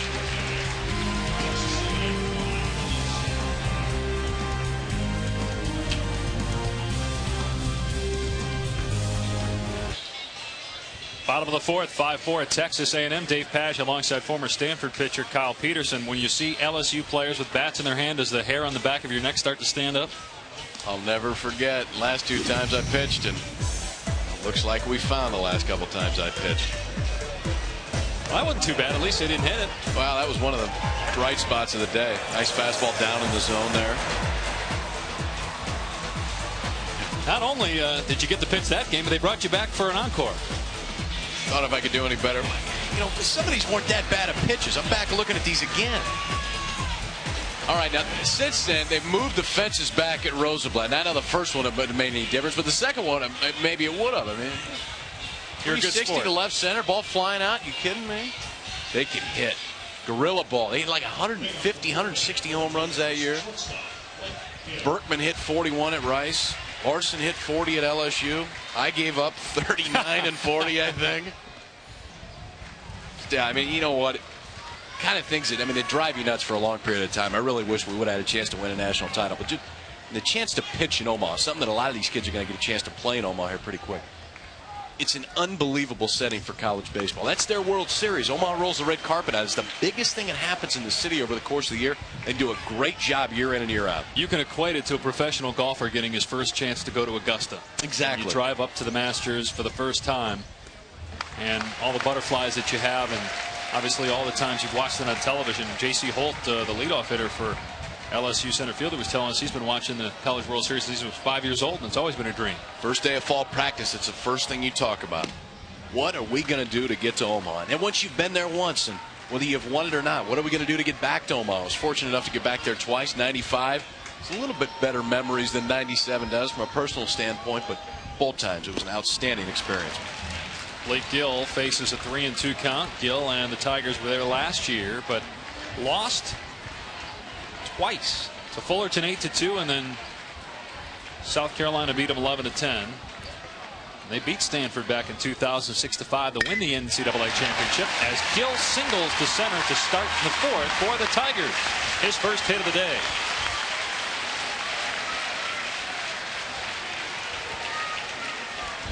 We talked a lot about Blake Gill earlier, the MVP of the regional. He hit third in some of those games in the regional. Tonight he's hitting ninth. Leadoff single here for LSU.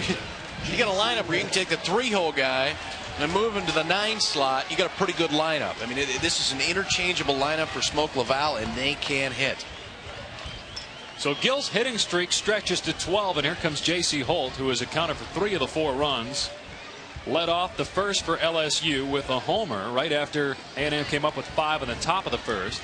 Then a 2-run single back in the second inning. We talked about Holt's experience with him going to the College World Series last year. Said he was so nervous when he got up to the plate. He didn't know what to do, but he actually got a single. Said I think a pitcher was just as nervous as I was. That's funny. We asked all these guys, why did they choose LSU? Why did you come to be a Tiger? He said because he was watching Shaquille O'Neal play basketball and said, I want to go to that school.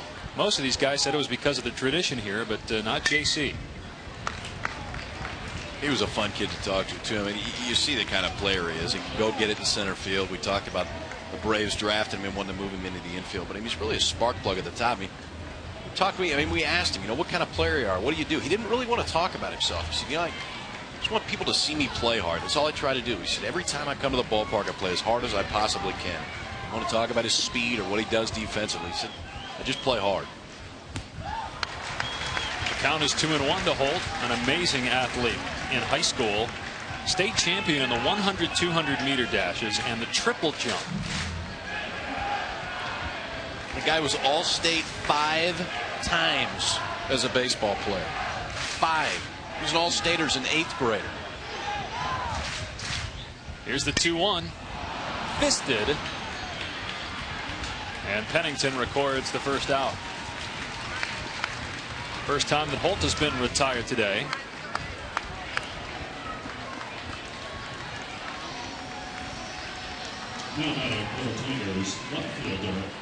Ryan Patterson, the left fielder, batting second today. 1 for 2 so far.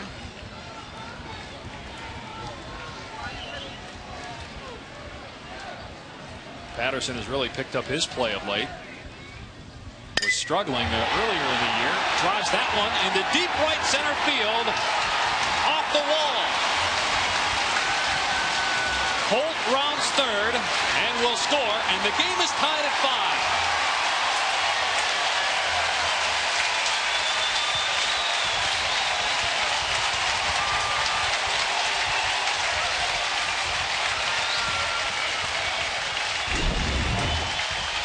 Job of Patterson here. Stays on this ball, drives into right center field. You saw the LSU bench jump up, thinking this was a home run. Just out of the reach of Ruggiano. Gill chugging around, able to score. And the officials, the umpires now are talking about whether that indeed was a home run. See if they change their call. I think they're going to change it to a home run. One of the umpires signaled a homer. And Smoke Laval is going to come out and say, hey, that was gone. David Buckner, the first base umpire, Kevin Doherty in at second. Has to hit off the second row of signs out there. And I tell you what, from our vantage point, it looked like it clearly hit inside the ballpark. Here's Ruggiano back for it, goes up. That ball hits down below him. They made the right call the first time. Ball hits off that bank one sign in right center field. That is a double. Tough to see with a 4-umpire crew, especially when it's a situation like that where you have a fence on top of a fence. Or if it hits that top when it comes back in, it is a home run. But Smoke Laval going to make his case, and David Buck going to hold his ground on this one. And the sun is shining right on that spot too. So if you're trying to look at that from the infield, it's really hard to gauge.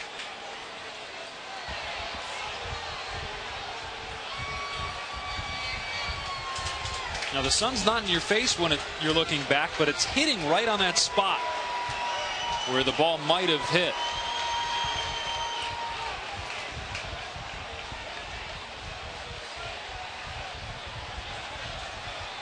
It's one of those where if you're in the dugout and you're Smoke Laval, you want it to be a home run so bad, but that one was clearly a double. Patterson, the team leader in home runs and in RBI. You know, that's the kind of argument I like there, too. He goes out, pleads his case, walks away with a smile on his face. Says, yeah, that's what I think. I think it's a home run. This is why. They disagree. All right. Smile on his face, walk back to the plate. Still just one out here. His Tigers have tied it, and I think Mark Johnson has seen enough from this freshman left-hander. So Jason Meyer is done. LSU, which trailed 5-0 after 1/2 of an inning, has tied the game at 5 in the bottom of the 4th. Runner at second with 1 out for the Tigers. It was clearly. So the Tigers have chased A&M starter Jason Meyer, his worst outing as a starter this year. He had only pitched 4 innings in 1 game as a starter earlier, but that was a predetermined 4 innings. Doug Frame gets the call. 34 strikeouts in 24 innings pitched, and a record of 2-1, ERA 4.5. Did throw once in the regional, through a third of an inning, came in relief against Rice on the 6th of June, so he's thrown a little bit as of late. Not as big of a layoff as Detterman has had. Always a big fan of any pitcher that comes in with glasses. Those are a little more stylish than the ones that you sported, though, when you're playing. You know, the sad thing is, at some point I convinced myself that those look pretty good.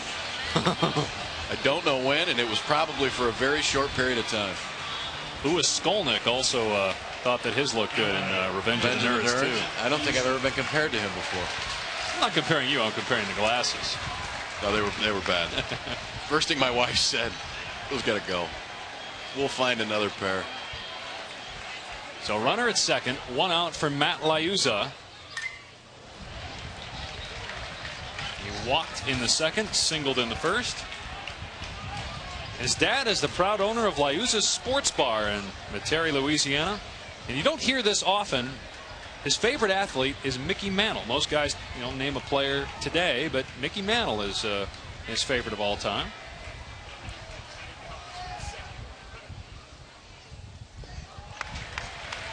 In the dirt, Stinson able to find it. The count is 1-1.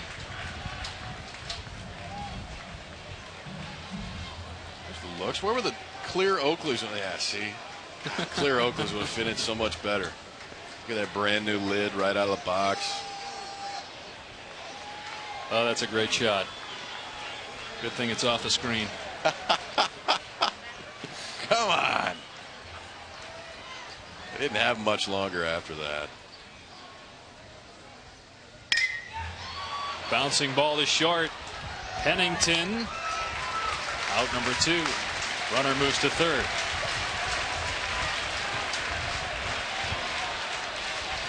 We heard a lot about both starting pitchers, Bumstead and Meyer, but both struggled today.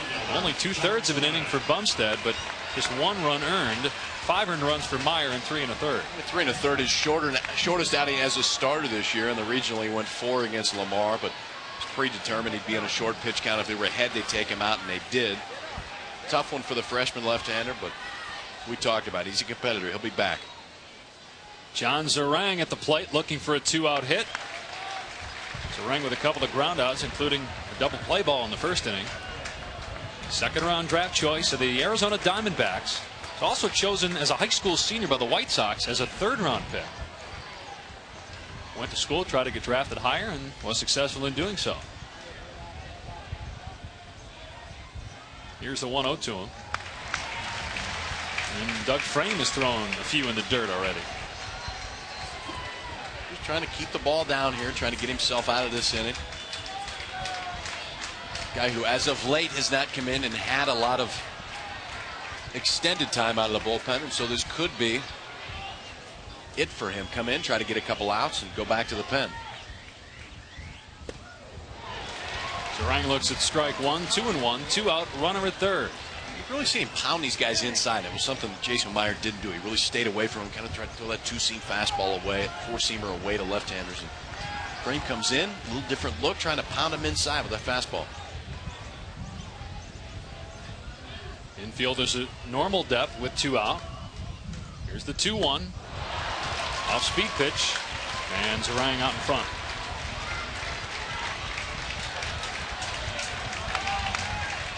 (5-6-0) for A&M, 5-8-1 for LSU.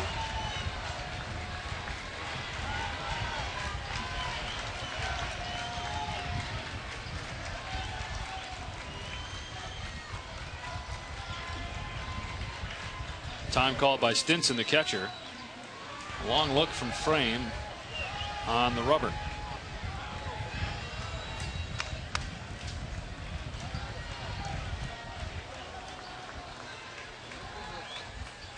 The 2-2 to Zarang. Line foul. John Zarang's advisor by the name of Larry Reynolds, and if that last name sounds familiar, it's because Larry is the brother of Harold Reynolds. Harold will be at the College World Series next week. Absolutely. Looking forward to seeing him there. Harold is the mayor of Omaha. Line into center, and the Tigers lead 6-5 on John Zarang's 2-out hit.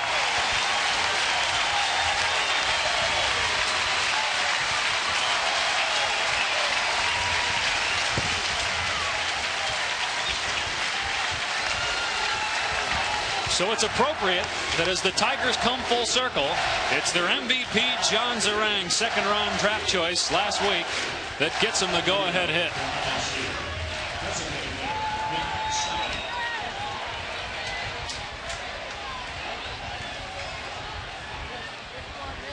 Nick Stavino, 1 for 2, steps in now with 2 out and a runner at first. And LSU leading for the first time tonight. It's game 1 of this best-of-3 series. Game 2 Sunday night, 6 Eastern, 5 local time on ESPN2, and then game 3, if necessary, sometime on Monday. Yet to be determined whether it would be a day or night game. Has some great games in just a short period of time over the last 36 hours or so on ESPN and ESPN2.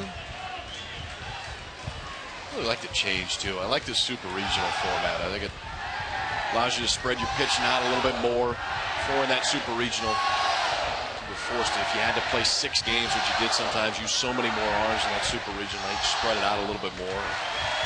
Really too, I mean, the change from 48 to 64, you throw that many teams in, and they're for the most part going to be at-large teams. One of them that might not have gotten before that got in this year is Arizona, who's now 1 game away from going to Omaha. So we see so many things with that 64-team field in basketball. I think it's good that we now have 64 teams here in baseball. Georgia beat Georgia Tech twice to advance to the College World Series. In some eyes, a bit of a surprise. Slow roller to third. But a good throw by Boggs to get Stavinoff for out number 3. But not before the Tigers get 1. John Zarang, an RBI single, and LSU leads by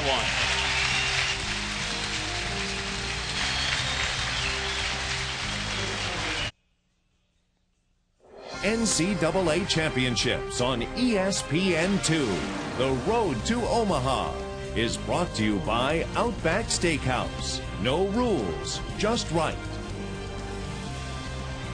LSU 5-time national champions, down 5-0 after a half an inning. Come up with 1 in the first, 3 in the second, 2 in the fourth, and lead 6-5. They've had A&M's number over the years. Back in '89, when A&M was the #1 team in the country, they beat Texas A&M in the regional. Then in the '93 College World Series, A&M the top seed. LSU wins.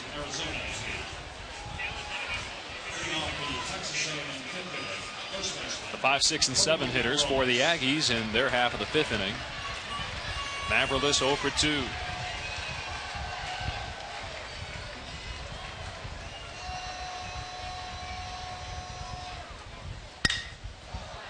And the first pitch from Detterman is sent into left center field for Holt, out number 1.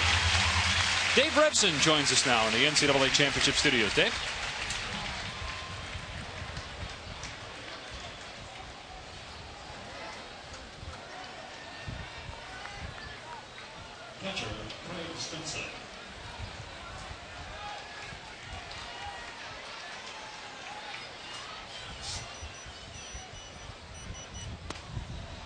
So Arkansas trying to close out the Seminoles and go to Omaha. Craig Stinson facing a 1-0 count, 0 for 2 today. Detterman just catches the corner. What do you think of him? He's come on and shut down A&M the last 3 innings. I mean, I think he's been as much the story for LSU as anybody. I mean, you get in that situation, you just need somebody to come in and hold down the fort. Detterman's done that. He's come in, he's thrown strikes, he's made them earn their way on really for the entire game, and now he's retired 5 in a row. I mean, he's attacked the strike zone, and it's impressive because he hasn't pitched in so long. Detterman had a great 2003, only 11 walks, a 7-0 record, and an ERA just under 3. This 1 year after Tommy John surgery. We see more and more guys coming back from that Tommy John surgery quicker and more effective. It's amazing. I mean, Tommy John surgery, you come back, and a lot of times guys throw harder after a period of time. Scott Graham taking a look at that one, say it was just a little bit down. We talked with Texas A&M starter Jason Meyer today, and he was just 4 months from Tommy John surgery when he came back. Lifted into deep center field. Holt just shy of the warning track, makes out number 2. Well, A&M got 5 runs in the first inning. Couple coming in an error by Gill. Patton ground ball up the middle would have got him out. Now another ground ball to Bumstead. Freezes just for a minute. No double play. Another drive by Bartek. 2 more runs will score. A huge 5-run first inning for Texas A&M, but LSU has fought their way back into this one and took the lead in the last inning. Starter Nate Bumstead left after 2/3 of an inning. Detterman came on, gave up a single to the first man that he faced, but has been terrific since. You know, we talked about it briefly. If we see a game 3 here in Baton Rouge, Nate Bumstead will pitch in that game. Whether he starts, I'm not sure, but I can almost guarantee he'll pitch. 2 balls and no strikes to John Infante, who's had a good night. Sophomore from Coppell, Texas.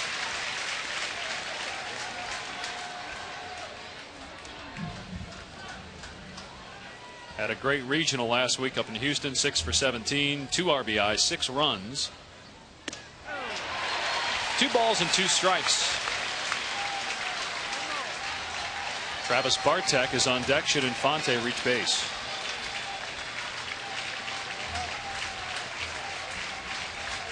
Here's the 2-2.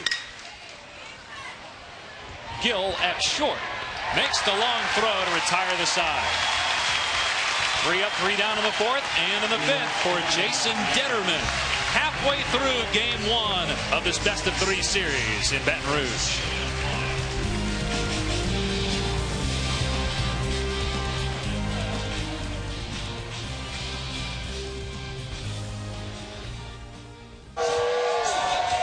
Game 1 of this best-of-3 series in the Super Regional at Baton Rouge. LSU leads Texas A&M 6-5. Alongside former Stanford pitcher and major leaguer Kyle Peterson, I'm Dave Pasch. We expected a great one. We have not been disappointed. No, really. I mean, you know, a tale of almost 2 games so far. A&M jumps out, puts a 5 spot on in the first inning. LSU fights back, and the story's been Jason Detterman, the left-hander from LSU. He did it for him last year. Game 2 of the Super Regional against Baylor. Came out of the bullpen. Had a great outing in that one. He threw 3 scoreless and got the win. And really a do-or-die game for LSU last year in this exact same situation. This year he's come on and done the exact same thing. Really held down the fort. All that Smoke Laval and that LSU coaching staff could have asked out of their left-hander. Doug Frame, lefty reliever for Texas A&M, comes out to pitch his 2nd inning. He'll face the Harris brothers, sandwiched by Nakarada in between the 2, I should say. Clay Harris. Grounded foul. Pop up to short in the 2nd. Then was drilled on the right foot by a Jason Meyer pitch in the 3rd. Clay and Will Harris raised by their grandparents. The father is not in their life, and their mother died in a car accident when Clay was 8 and Will was just 6 years old. Great story that these two have been able to make it to this point in their careers.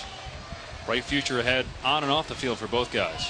Playing all SEC player last year. We talked 16 home runs. Hit just 7 this year. But tell you what, you take a look at the 2 Harris boys and you got a feeling they can hit the ball a long ways when they get it.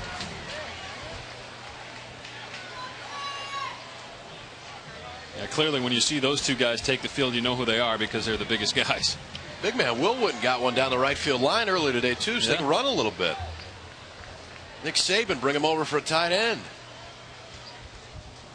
I guess Nick's probably doing okay. Yeah, he's got enough. They might not need anybody else. You know, you talked earlier about the expectations here and how Skip Laval has to handle that as you look at Tiger Stadium where the football team plays. But I think with LSU winning the football championship too, that just raises the bar even more for the rest of the sports. And they've got great teams here at LSU across the board. Line to the left, a single to lead off the fifth for Clay Harris.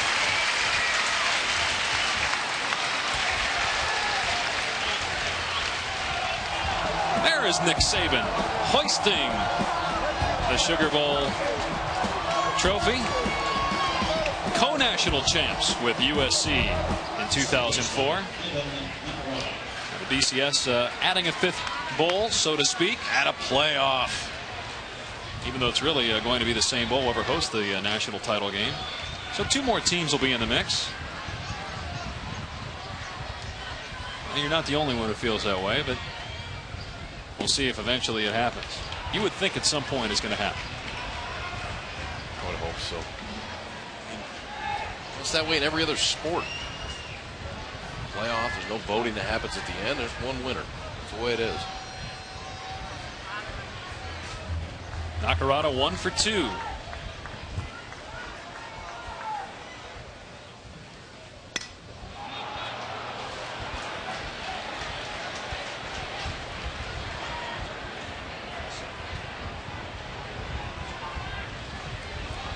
Oh, and 2 count to Nakarada. Harris to follow, and then Blake Gill.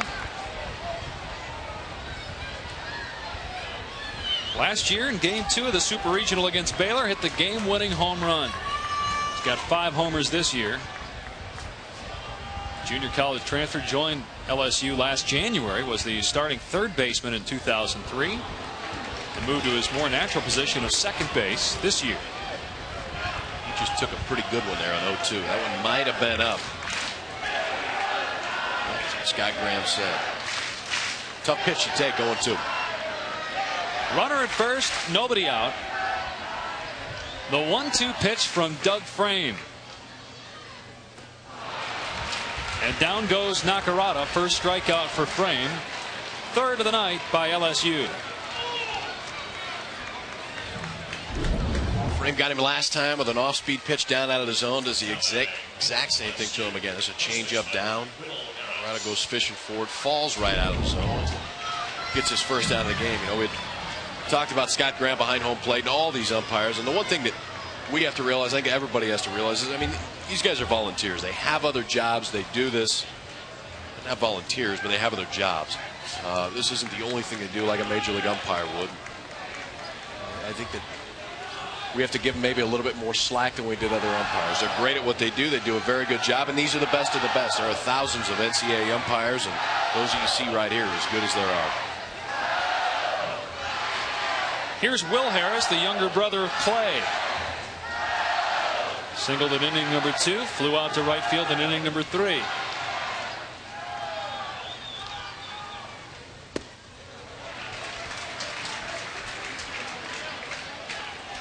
One down, runner at first. 16 players from LSU are in the majors right now. That's the most of any school currently.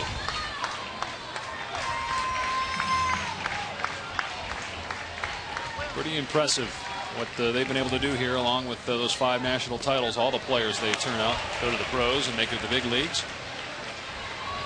That caught the corner. It's 1-1. Skip Laval has coached a lot of them. An assistant.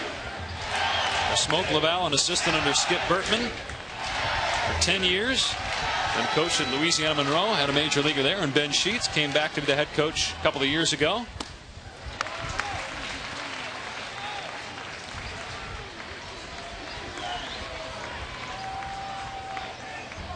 It's rare when you have at a football school like LSU a baseball guy as the athletic director, but Skip Bertman's such a legend that.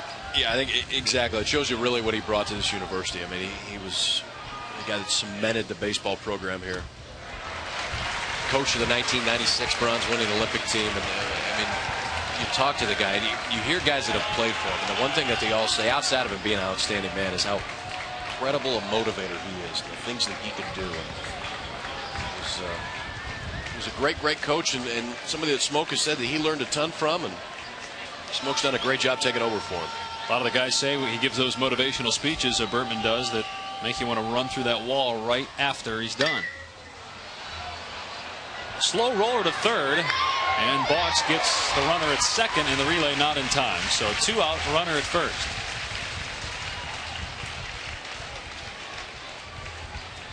The road to Omaha continues tomorrow. Check your local listings for the game in your area. East Carolina, South Carolina at noon on ESPN. Game 2 of that series. Miami and Florida at 3 Eastern. And then game 2 of our contest, Texas A&M and LSU, 6 Eastern on ESPN2.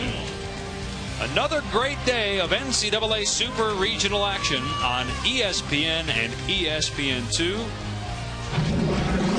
You can get all the games with the ESPN Grand Slam as well. If you're a college baseball fan, this is the second best weekend of the year.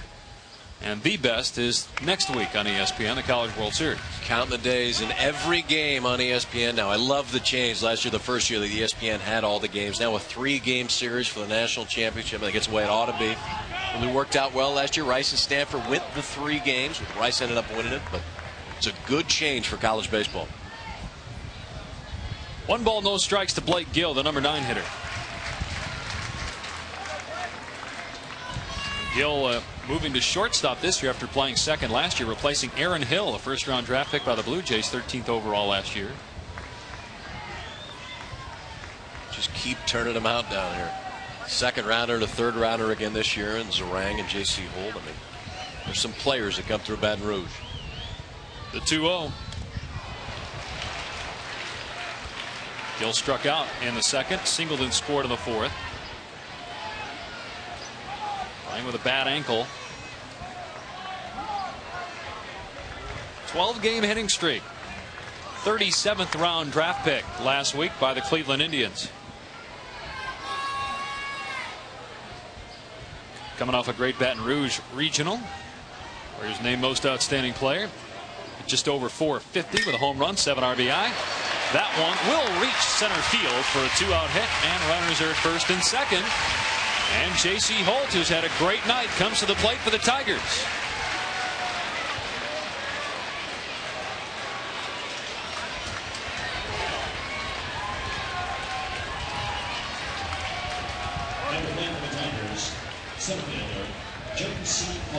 Holt with 3 of the 6 runs driven in for LSU tonight.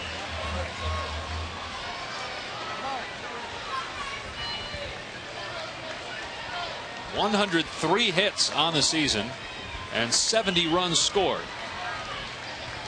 You take any one of Brandon Larson's records down here at LSU, you're having quite a season, because that year he had 97. It was unbelievable. Holt is 7 hits shy now, tying Larson for first place on the single season hit list at LSU. He went around on that pitch, so it's 0-1. Really admired Ricky Henderson when he was playing for the Oakland A's, and appropriately, Holt led off the game with a home run for LSU, as Henderson did so many times.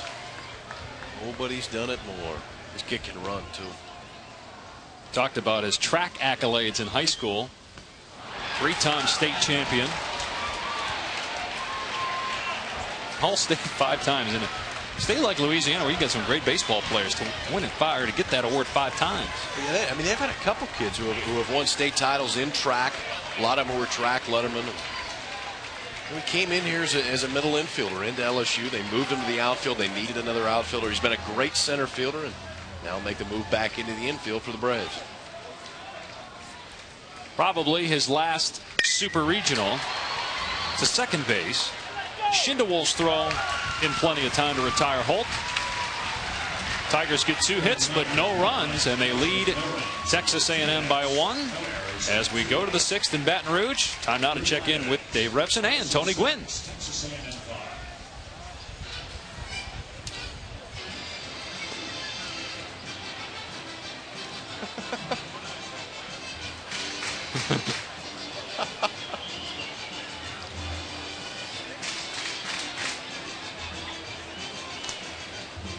What's the blue thing? Purple Bengal.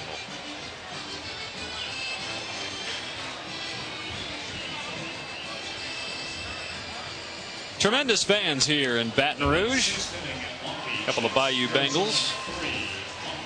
How about that? The purple and orange Cats. It's a great way to stay married. Wear the same shirts to ball games and follow the same team. Like a different color tiger, and she's still dancing. Blame her. Boys have a 1-run lead. I'd be dancing too. Especially after coming back from that 5-0 deficit, which had this whole place up in arms. Travis Bartek was a big reason why A&M got off to that good start. A 2-run single in the first. He flew out in the third. Now faces an 0-1 count. We talked about how patient this Texas A&M team is, and really they are top to bottom. The way that Detterman's been pumping the strike zone, that makes sense about this time. But if you get a first pitch fastball, start to hacking, because he is not throwing too many pitches out of the zone. When he does, he's doing it on purpose. Came out in the first for the starter Nate Bumstead, who lasted just 2/3 of an inning. He is yet to give up a run over the last 4 innings, and has retired the last 7 men he has faced. Pop fouling out of play. 1-2 still.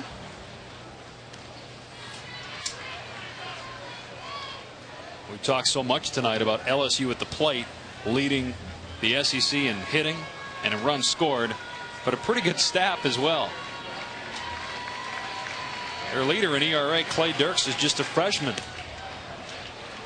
and he's not scheduled to start at all in the Super Regional, so LSU can use him out of the bullpen. Ripped fair down the left field line. Rounding first is Bartek, and a stand-up leadoff double in the 6th inning for Travis Bartek.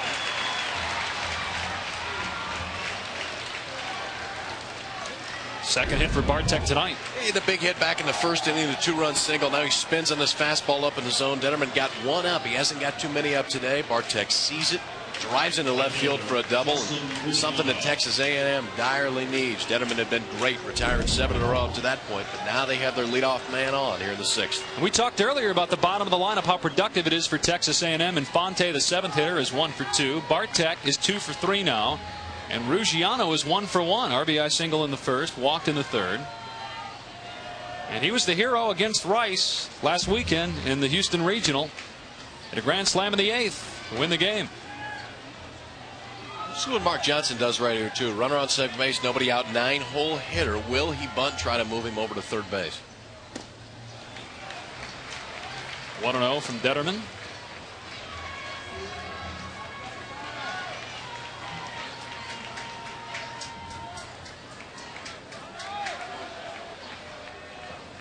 Ruggiano playing in right field for Mark Johnson's team tonight. Normally the designated hitter, but because of Patton's injury. Way ahead of that one was Ruggiano, a senior from Austin, Texas. He had 2 surgeries last summer and couldn't practice in the fall. They weren't sure what they were going to get out of him this year, but hit right around 275 for most of the season. Obviously had the biggest hit of the year against Rice. With his new number. Fouls that one away. I think Mark Johnson was talking about it today. He said, yeah, I'm not that superstitious a guy, but guys believe in that stuff. He said, I'm not going to change it. As long as it's something that isn't detrimental to the club, and in this case, it's something that they rallied around. New number, guy hits a grand slam, and you've got to keep that number. You can't give that back. 21, not going to see that again this year. Still 1-2 as he fouls that one down the third base side. It was funny, he said that he left it on the bus and he was trying to get one of the interns to go get it, and Mark Johnson said, you go get it. You left it on the bus. He said, I think instead of that I'll just take a new number, and it worked. Not that I advocate not listening to your head coach. As down goes Ruggiano for out number 2.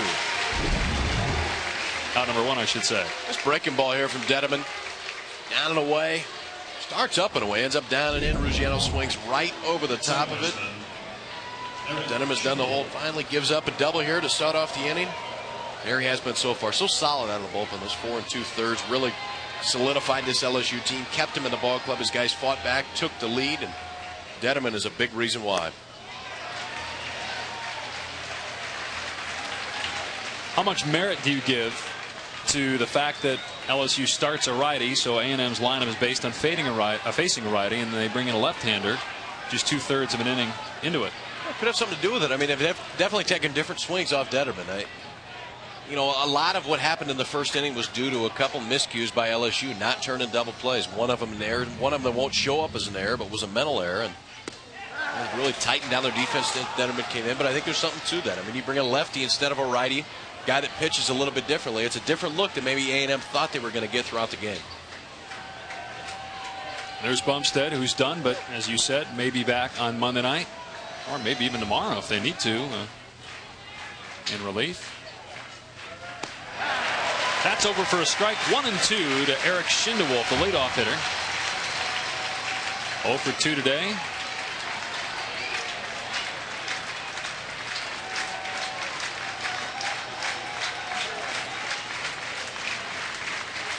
Detterman has retired 8 of the last 9. 1 out, runner at second. Just missing, and it's 2-2. You got a smile on your face, Mr. Peterson. They get excited here. Thought that was a strike. The faithful here on their feet. And Scott Graham behind the plate, no, but he had that one right, just a little bit outside. 2 balls, 2 strikes.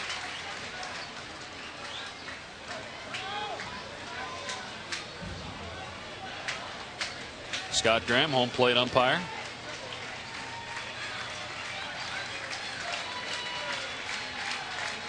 Detterman checks the runner at second.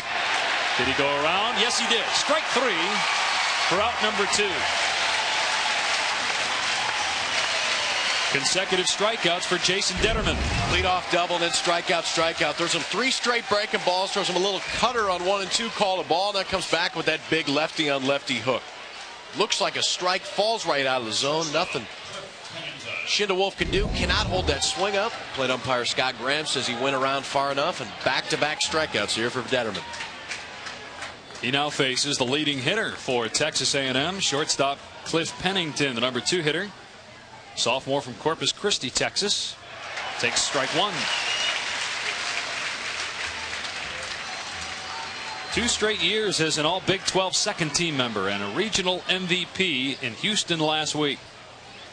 Trying to tie the game with 2 out in the top of the 6th for the Aggies. Tries that one into deep left field. Back goes Patterson. A&M retakes the lead.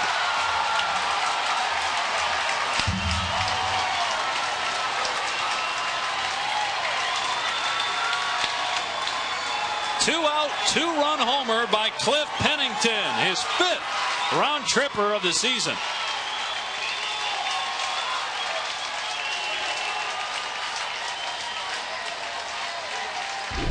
Detterman breaking balls have been down all day. This one hangs right up in the zone. Pennington gets one about belt high, drives it out of left field. We said he was the MVP of the Houston Regional. Right now he's the MVP in that AM dugout. Some right back ahead in this ball game. Had not done anything offensively for 5 innings. Now with 1 swing of the bat, they take the lead.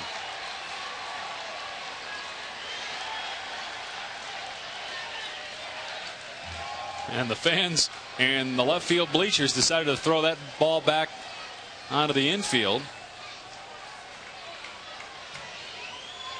Left field lunatics. Inning isn't over yet. Corey Patton's got some pop. 11 home runs, led the team during the regular season. Slugging percentage right around 600. 6th round draft choice of the Blue Jays this past week. Pops it back foul, 1-1. Really the first mistake by Detterman. He had been really good up until that point. Yep.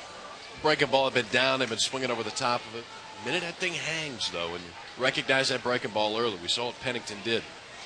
Ball up, drive it out to the jet stream and left. Hit hard, but right at the second baseman Nakarada, and the inning is over. 2 runs in the top of the 6th for Texas A&M. Cliff Pennington with his 5th home run of the season, and the Aggies retake the lead in Baton Rouge.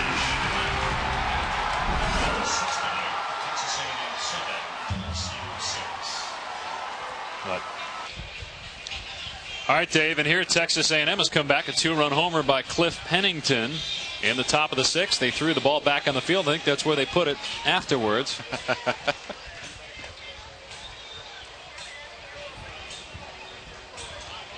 So 2 in the 6th after scoreless innings in the 2nd, 3rd, 4th, and 5th. You said during the break, it's amazing. You're rolling right along there. Detterman is, and a couple of swings later, and now you trail. I mean, how fast it can happen. He threw the ball so well for the 4 and change, gets 1 ball up, and now A&M takes the lead. They're going to turn it over to the sophomore right-hander Robert Ray. See his numbers on the season. Has not thrown a lot, had some starts. You see 44 in the 3rd inning, so he's thrown a fair amount. Now they're going to try to get him here a couple innings, and if they keep the lead, we will probably see Nicholson here in the 8th of the 9th. The first pitch from the right-hander Ray is a ball to Ryan Patterson. He doubled, scored a run in the 4th inning. 2 for 3 so far.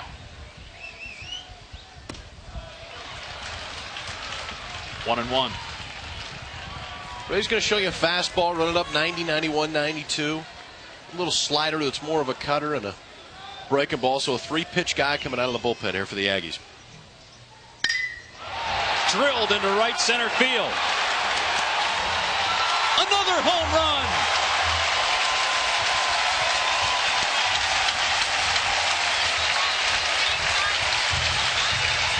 Almost the identical spot Patterson hit it in the 4th.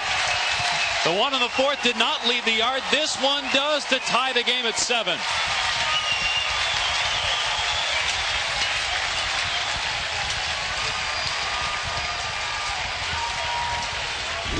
We talked earlier about Patterson's power. 13 home runs in the season coming in. Here's number 14. Hanging slider up in the zone. About 10 feet higher than the last one he hit. This one carries out to right center, and just like that, LSU ties it at 7.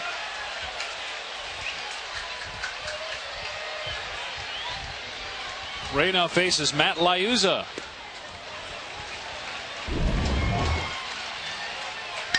Get back loaded, sees that ball up in the zone.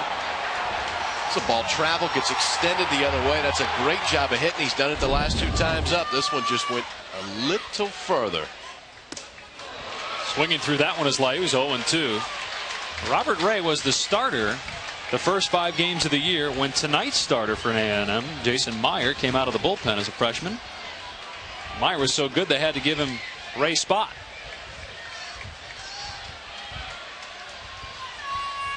Ray not off to a good start here. Leadoff home run in the 6th inning to Patterson. Ryan Patterson's 14th home run of the season. That leads this team. Apparently those contacts he put in after he was struggling in late April, we talked about superstition. I don't know if that happens to do with it, because he claims his doctor said that there was astigmatism there, but he put them in, they worked, they've stayed in. Doesn't matter how. Base hit up the middle by Liuzza. Runner aboard with nobody out and a run already in here in the A&M 6th. Well, if you're looking for a complete list of national statistical leaders in every division of college baseball, go to NCAAsports.com. NCAAsports.com, the official online home for all 88 NCAA championships. The cleanup hitter, John Zarang, who singled, drove in a run back in the 4th. 2nd round draft pick of Arizona, is at the plate. Co-player of the year in the Southeast Conference, USA Today Sports Weekly All-American. Takes a ball low.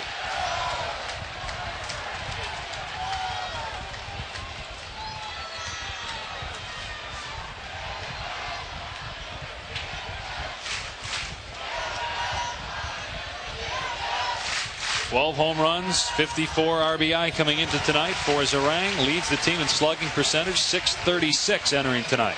He just looks like a hitter when he's up there. He looks so comfortable, confident when he's standing up there. We've already seen that cannon for an arm when he's in right field. Zarang is a very impressive player. 2001 Gatorade High School Louisiana Player of the Year. 2-0 from Robert Ray. Into the hole, off the glove of Pennington for a base hit. Runners at first and second.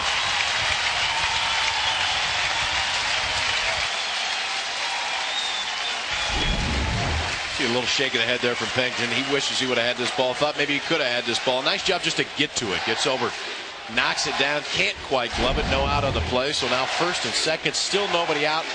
A little bit disappointed in that one, but that was a tough play there for Pennington. 14th hit of the night for LSU. Nick Stavanaugh stands in with runners at first and second and no one out.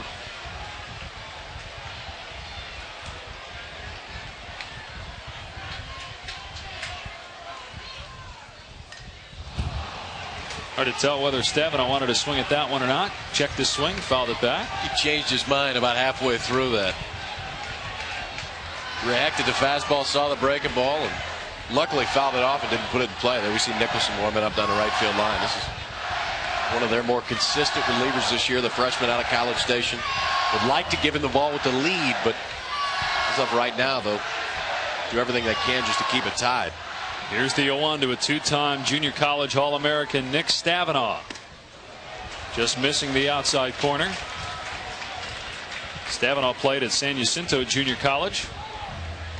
Went to the JUCO College World Series each of the last 2 years. Led his team to the title game last year. In 2 years, 37 homers, 132 RBI. And Jack, one of the top junior colleges in the country every year. They turn out some players. We talked about superstition. Stavanaugh has ice cream before every game. You need it on a night like this. That pitch is high. It's 2 balls and a strike. Talk about San Jacinto. Roger Clemens started at San Jacinto, and Wayne Graham was his coach at that time at San Jacinto. Wayne Graham, of course, the coach of Rice. Won his first national title there. Has done such a great job since coming to Houston. Building that Rice program. Here's another one of those San Jack players. Roger Clemens right now the favorite for the Cy Young Award. Who would have thought that going into this season? Huh? Awesome. 9-0 with Houston. Dealer. He's doing this. They're not going to let him retire. You can't. I mean, the guy wins a Cy Young. You're going to walk away? It's tough. 2 balls and 2 strikes to Stavanaugh. Nobody out. Ray has gotten himself into some trouble. Already gave up a home run to Patterson. On the corner for strike 3. That helps.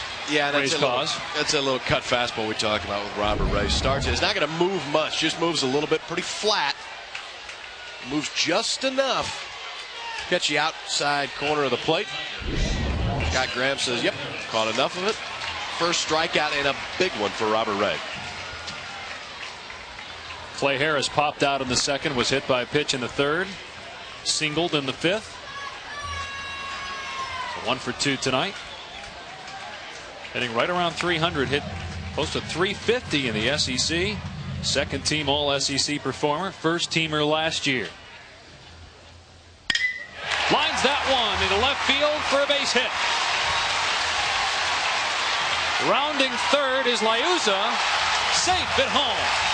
LSU back up by 1.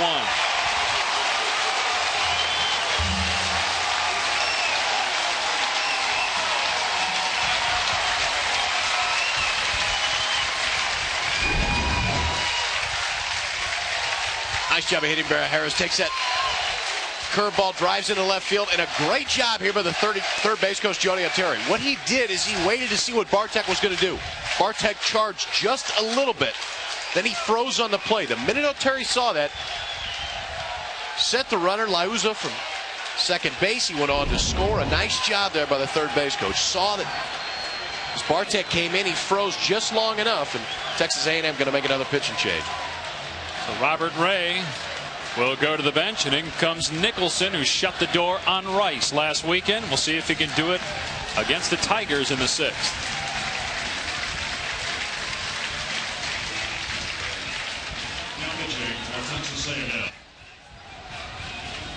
LSU has scored twice in the 6th and leads A&M by 1. Runners at first and second with 1 out, and the new pitcher for Texas A&M is Kyle Nicholson, who's only given up 1 run in his last 8 appearances. Freshman Ryan Hunter had 2 good appearances in the regional. Scoreless inning against Lamar, and we talked about the final 4 outs against Rice when they clinched that regional championship. He's from right in College Station, so he's been an Aggie fan for a long time, and now getting a chance to shine on a big stage. He'll face the number 7 hitter, second baseman Ivan Nakarada, who's 0 for 2. Couple of strikeouts in the 3rd and 5th innings. Infield at double play depth for Nakarada. Nicholson's first offering swung on and missed.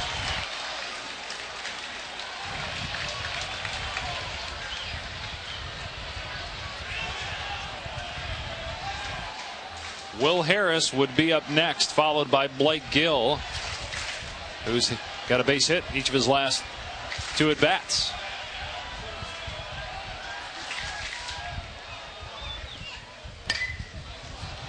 How about that pitching style by Nicholson, who now has Nakarada 0-2. Kind of an interesting handbrake. Breaks him early and then kind of pauses on the way. A lot of scouts will tell you he's got good deception. Standing at the plate, you can't really see the ball the whole time. I mean, a lot of times what that allows you to do is not really throw as hard as you need to. Hitter can't see the ball nearly as fast. You don't need to throw quite as hard. That 87, 88 might look like 92, 93. The 0-2, and the Canadian Nakarada takes the first ball of this at bat. You know, one thing you'll see too, when he takes that ball back behind it, Nicholson kind of hides it back behind his body. It's not that the ball's coming out to where the hitter can see it. It's right behind his body so they can't see it. As long as he breaks his hands right there, it takes just that much longer for the hitter to pick the ball up. Nicholson's 1-2. Base hit into right field. Rounding third is Zarang. The throw won't be made. It was cut off. They did not attempt to throw home, and Zarang scores, and LSU leads by 2 on a Nakarada 1-out RBI single. Ivan Nakarada was the only LSU starter without a hit. He just changed it. Takes a ball down and away, drives it into right field. Justin Ruggiano charges this ball and then stops again. Sometimes that's the difference between whether that run scores or not. These are do-or-die plays for these outfielders. That little time that they have to stop, set their feet, then come back up and throw can be the difference whether they throw the guy out at home plate or not. Every time that A&M gets in a position to maybe get comfortable, LSU storms right back. Harris sends that one foul down the left field line. You know, I think it goes back to one of the things that we talked with Smoke Laval about today when we were interviewing him. I mean, this is a team that is as even keel as you could possibly want. And in this game and the ups and downs that they've had over the course of the year, that's all you can ask out of your ball club. He said, you know, they got beat the first 2 games of the SEC tournament. Went 2 and Q, came home. He said, hey, man, it didn't bother him. I mean, they were disappointed. They want to keep playing, but you realize the important things and the things that aren't so important. 0-2. Smoke Laval told us that his team hasn't played as good as they can play, as well as they can play, but they haven't played as poorly as they have in some other seasons where they've had bad stretches. Scary. Team wins 41 ball games, and he's saying, well, we still haven't played as well as we can play. Especially in a conference like this. 9 SEC teams this year made it to regional play. 6 of them made it through regional on to the Super Regional. We've already seen Georgia advance to the College World Series. So SEC was, I think, undoubtedly the top baseball league in the country this year. Well, given the circumstances and the ramifications of winning or losing this game in game 1 of a best-of-3 in the Super Regional, offensively this might be their best performance of the year. 16 hits, 9 runs. Yeah, we're only in the 6th. I mean, they're hammering. They did it against a very, very good pitcher. Jason Meyer's been great all year. Will Harris bounces that one to short. Pennington scoops to Schindewolf. The relay not in time.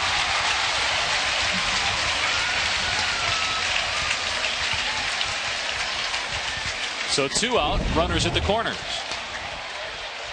Well, Harris takes this curveball and just a little bobble there by Pennington. That's all it took.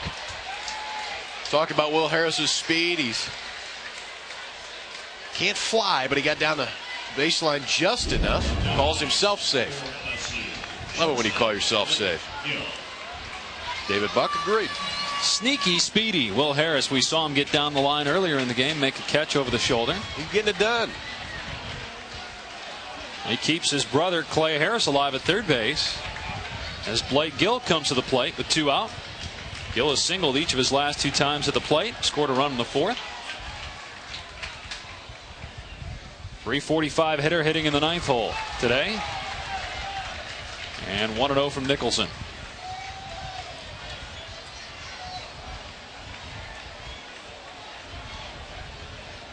Stinson has been a busy guy at the plate tonight. Not only watching Tigers cross home plate, but also going down and trying to get pitches in the dirt. That's a tough night to catch, too. Started 90, humid. He'll lose about 10 pounds tonight. Lifted into left field, right at Bartek. That finally ends the LSU 6th. The Tigers come up with 3 after A&M put up 2 on the board in the top of the 6th. 9-7 LSU. We go to the 7th in Baton Rouge.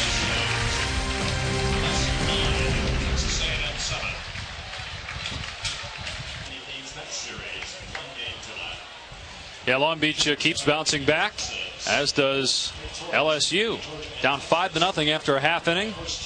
Then a 2-run homer in the top of the 6th by Cliff Pennington gave A&M the lead back at 7-6, but the Tigers come up with 3 in their half of the 6th inning, and they now lead 9-7. Austin Boggs, Kobe Mavrilis, and Craig Stinson, the 4, 5, and 6 hitters for A&M here in the 7th.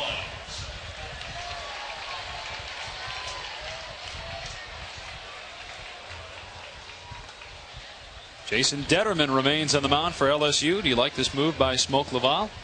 Yeah, I do. I mean, you know, the kid has really thrown the ball well, but for 2 pitches. I mean, he had a fastball up in the zone and a breaking ball up in the zone, and he paid for it. But I think Smoke's making the right decision here. Pop up into short right field, and the second baseman Nakarada can't handle it. Into second is Austin Boggs. The leadoff runner is on for A&M for the first time, or the second straight inning, I should say. All right, here Detterman makes his pitch, goes down and in. Boggs trying to fight that one off, and Nakarada looks like he has it right at the last minute. The wind just blows it far enough. Hit off that glove, and nothing Detterman can do about that one. Makes a good pitch, a little flare to right, but these are the times you're out there now. You got to make the big pitches. Second error of the night by the middle infield. Normally sure-handed. Gill, who's been marvelous at short all year, let one go through his legs in the first inning. And a mistake by Boggs here in the 7th. Kobe Mavrilis stands in with a runner at second. Not a good night so far from Mavrilis. 0 for 3, but an excellent hitter at .330 on the year. Pops that one up third base side.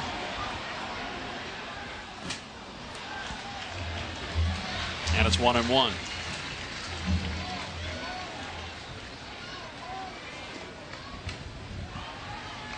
The LSU bullpen getting busy. The sidewinder Jordan Faircloth.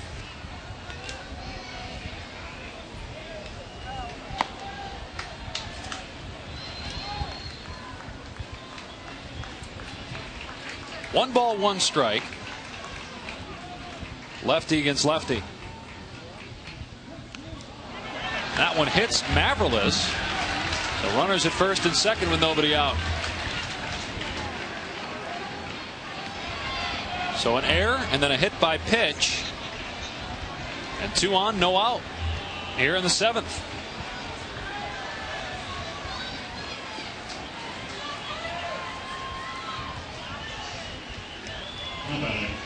Pitcher Craig Stinson. Craig Stinson, the catcher, is up next, followed by Infante and Bartek here in the 7th inning. And again, the bottom of the order for Texas A&M with an opportunity to be productive in game 1 of this best of 3 Super Regional in Baton Rouge. Texas A&M has not been to the College World Series since 1999. They beat Clemson in the Super Regional that year. It was also the last time they were in this round of the NCAA tournament. LSU made it to the College World Series last year, their first trip since they won the national championship in 2000. 6th year and 6 tries that LSU has made it to the Super Regional round.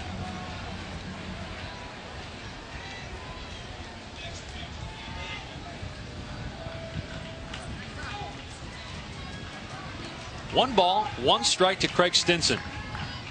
Scored a run in the first, grounded out in the third, flew out to center field in the 5th inning. Detterman's offering is lifted foul. 1-2.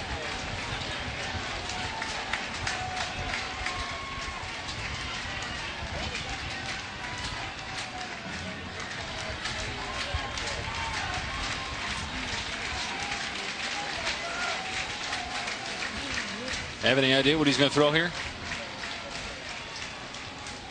No, I don't. You know, I mean, he's had good success with that breaking ball when it's down. He's buried that breaking ball sometimes in to the right-hander, kind of wraps it around their feet away to a left-hander. It's been something he's gone to, and it's been effective. But in order for it to be effective, he's got to bury that pitch down the zone.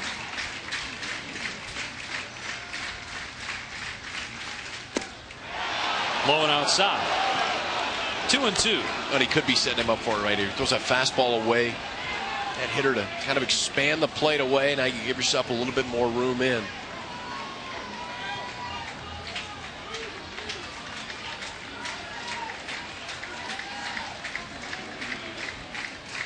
Second team All Big 12 member Craig Stinson strikes out swinging for out number 1.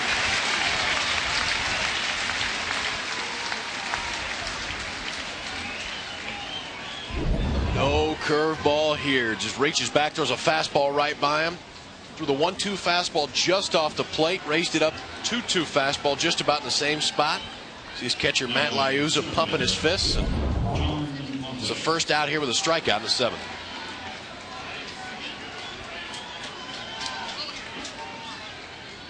Sophomore center fielder John Infante, the number 7 hitter.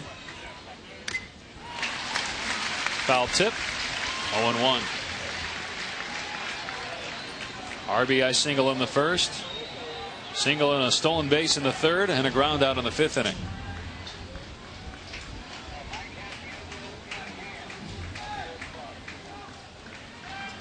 Smoke Laval, LSU head coach, sticking with Detterman. Low and outside, 1-1. You watch Detterman on the mound too. I mean, he just looks like he's so relaxed.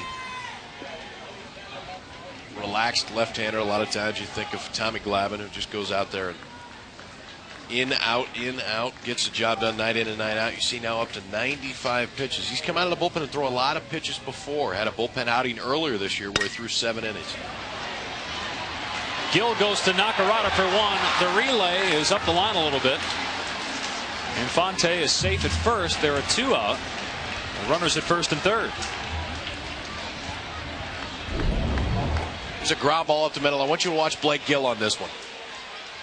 Possibly a ball he could have taken himself. Makes it a little bit. It's kind of that gray area to where it probably would have taken him 2-3 steps to get there. It's a tough flip for Nakarada. Real quick. Has to get it in and out of his hands. Throw just up the line. And Infante able to beat it down to first base. So no run score, but the Aggies still alive here in the 7th.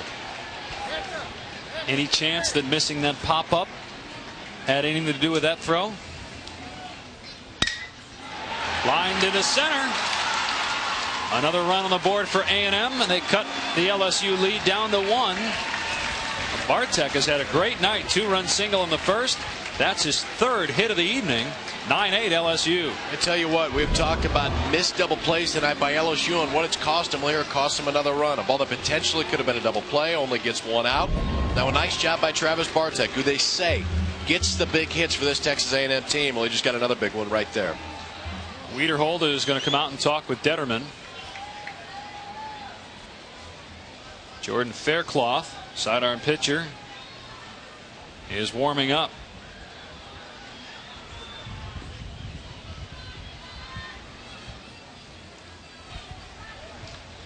Most of Texas A&M's runs have come on the heels of mistakes by LSU defensively.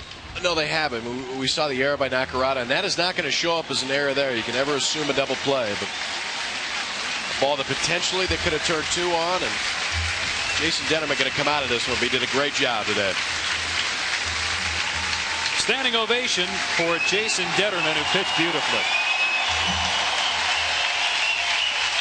LSU 9, A&M 8. 2 runners aboard with 2 out for the Aggies in the top of the 7th.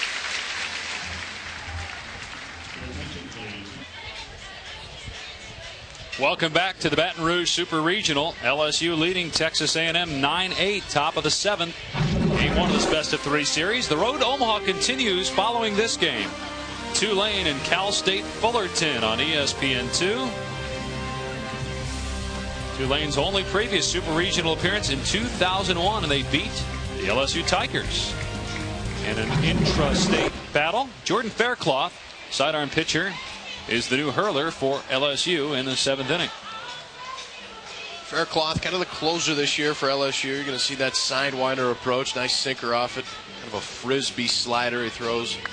Got the last 6 outs in their regional game against the College of Charleston. That was his last outing. Threw the ball well there. 2 scoreless innings. Kind of a funky delivery. He was an over-the-top guy until a year ago. Smoke Laval came to him and said, "Hey, what do you think about trying sidewinder?" Worked out just fine for him since then. Anybody ever attempt that with you when you were pitching? No. It's got to be hard to. Maybe should have tried it towards the end. Totally change all your mechanics and your throwing style. And still be effective. When they looked at him, they weren't sure whether or not he would pitch much here. And they had a closer last year. At the time, they didn't think he'd pitch that much, and it's worked out well for him. And worked out well for him in this inning as Ruggiano flies out to Holt to end the 7th. So Faircloth does his job. Bottom of the 7th we go. LSU by 1.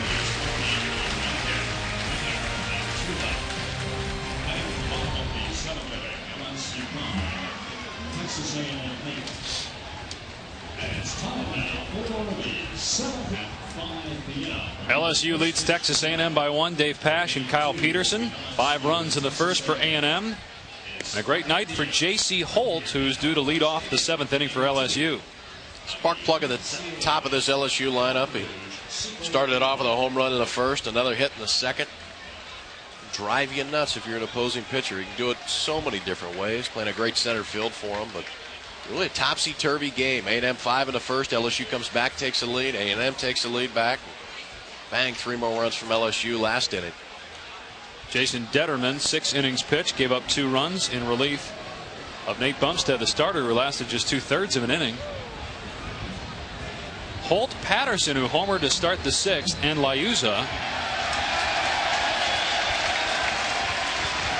And a resounding cheer for Scott Graham, the home plate umpire. Probably ran to the cool zone. They have cool zones just behind the dugouts, and my guess is that Big Scott decided to go get a little breather and get some air conditioning for 30 seconds. I don't blame you. It's a little far for us to run. I don't know if we get back up here in time, but that's not a bad idea. Now it's cooled down, but it's not exactly cool. Cooled down to 80 with 40% humidity instead of 55%. Yeah, 40%. We're lucky. Strike 1 to Holt. Nicholson, after LSU scored 3 times in the 6th inning, came in to shut down Will Harris and Blake Gill. Got the number 9 hitter Gill to fly out to left to end that 6th inning for the Tigers.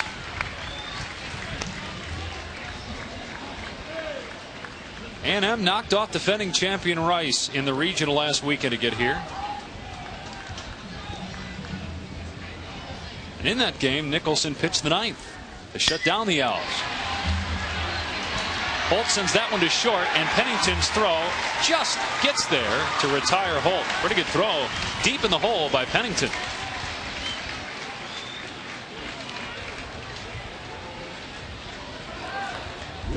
It's a great job by Pennington. I want you to watch him get around this baseball. A ground ball, looks like a ball maybe he could backhand. He gets all the way around it right there. Sets his feet, makes a great throw. That's the difference between possibly missing that ball and not making the play. See Holt, great runner getting down first base in a hurry, and It's a nice play by the shortstop there. Ryan Patterson wants to be a sports reporter. He's got a great chance of getting on SportsCenter tonight as a baseball player. 3 for 4. A triple shy of hitting for the cycle. Here's the 1-0. Out in front of that off-speed pitch. 1-1. Change up there for the freshman. Dave Pasch and former Stanford pitcher, Major League pitcher Kyle Peterson, here in Baton Rouge at Alex Box Stadium, where they last year set the NCAA total attendance record, close to 300,000. And we've got a full stadium tonight as that ball goes into the stands. An error by Pennington right after he makes a great play to retire Holt, and Patterson goes to second with 1 out.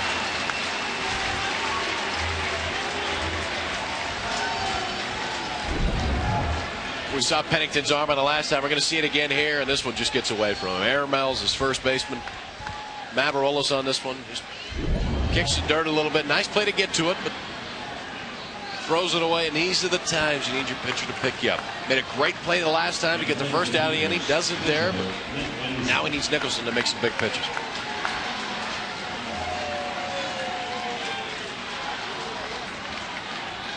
The catcher, Matt Liuzza, 2 for 3 tonight at the plate. He's got some pop, 9 home runs.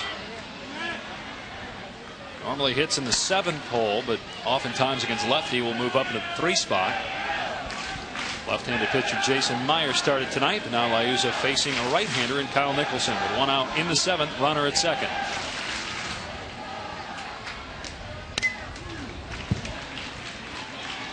We are right at 3 hours long for game 1 of this best-of-3 series.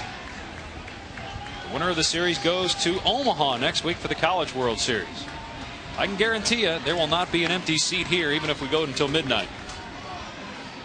No, they're not going anywhere. Nowhere. But afterwards they're going to go back, cook a late dinner again. Fire it up. I'm up for some alligator. How about you? Right. One preferably without a baseball in its mouth. Yeah, no, I think that's a good call. I think that's what I had earlier today. I'm not sure. Whatever it was great. A guy named Popcorn. Popcorn was firing it up out there. Set me up. Lobster, alligator, jambalaya. Great fans here at LSU as that one is grounded foul. They start tailgating about 7 or 8 hours before the game starts, and they keep going till, well, sometimes game 2. You know, and they will go en masse to Omaha whether they make it or not. I mean, these are unbelievable baseball fans. Now, if they're there, I mean, it's crazy. The RVs are there and they're cooking all day. I mean, SEC college baseball fans, some of the greatest college baseball fans in the country, they are diehard. Smoke Laval told us yesterday that he might be the only man in Baton Rouge that does not cook. He says that by his own admission, he's a burger and a beer guy. What a good guy. Really fun getting a chance to talk to him. And Mark Johnson today, too. I mean, he's so good about letting you know the good things and in some ways the bad things about their ball club. They're both very honest with us. Both very proud of their teams. We could have talked to both guys for about 2.5 hours. Just great stories. Laval has been around for a long time. Coach Ben Sheets at Louisiana Monroe was an assistant at LSU when they won 5 championships. Now in his 3rd year as a head coach. Mark Johnson won a national title as an assistant under Jerry Kindle. An analyst during this super regional event. What a job he's done at A&M. I mean, we talked about most wins in the history of Texas A&M. He's now in the Texas Baseball Hall of Fame. Ripped foul down the third base line. That was close, but foul, says Randy Harvey, the third base umpire.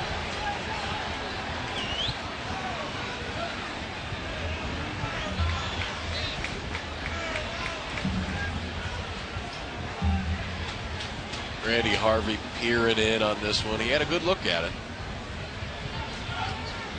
Doing his best to close his ears, too, so he didn't hear it from the LSU fans. Yeah. All those down the left field line were letting him know.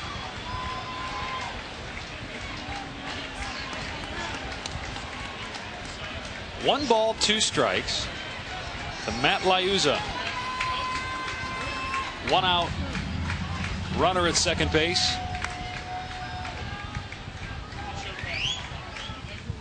And the pitch from Kyle Nicholson. Grounded to first. Mavrilis tosses in time to Nicholson. 2 out as we check in with Dave and Tony.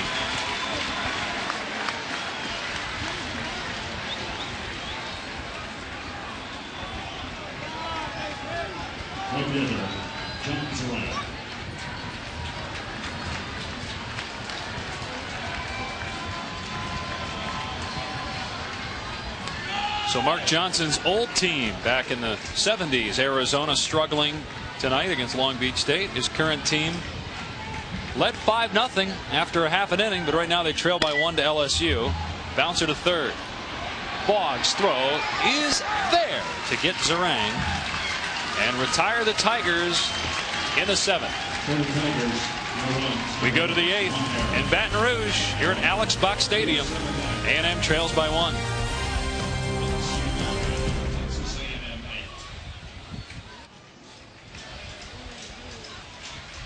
So an LSU chef perhaps talking over some recipe secrets with A&M fans. See, this is how you cook alligator. Deep fat fry it, chase like chicken. And there are the lunatics. Those of you that are waiting to see Cal State Fullerton and Tulane, that is coming up next. Game 1 of that best-of-3 series from California.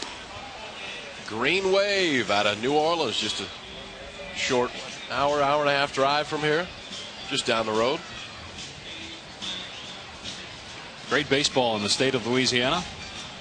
The road to Omaha continues next. Game 2 of our series is tomorrow, 6 Eastern, 5 local time. And Game 3, if necessary, sometime on Monday. Great weekend of college baseball on ESPN and ESPN2. The top of the order for Texas A&M in the 8th. The Aggies down 1. Eric Schindewolf is due, a 400 hitter during the regular season, which led the team. Still looking for his first hit in this game. Takes strike 1 from Fairclough.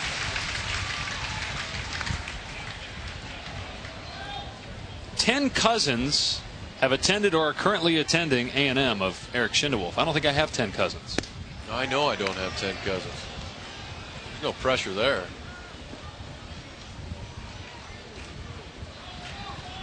Playing in his final Super Regional, a senior from Spring, Texas. Excellent career with the Aggies. Spring, Texas, also the home of Josh Beckett. Done all right. You could say that. 2 balls and 2 strikes to Schindewolf, who was just drafted last week in the 26th round by Arizona. First team academic All Big 12. The 2-2 is just off the corner. 3 balls and 2 strikes.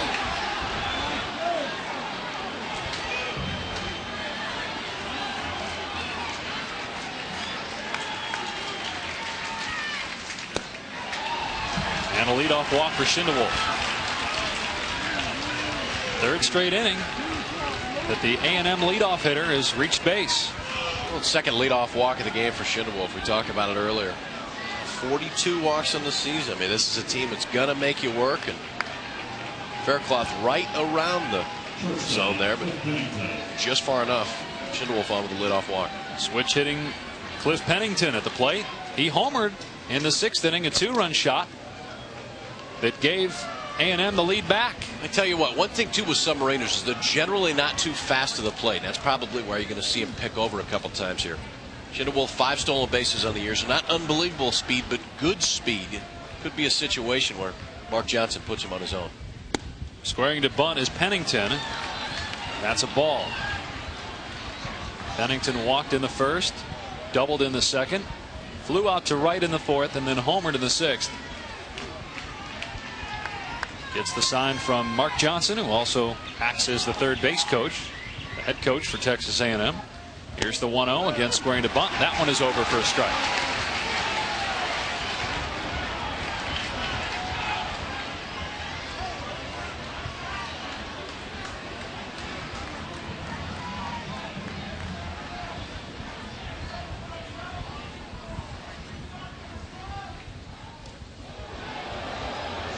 Pretty good throw. Schindewolf just back.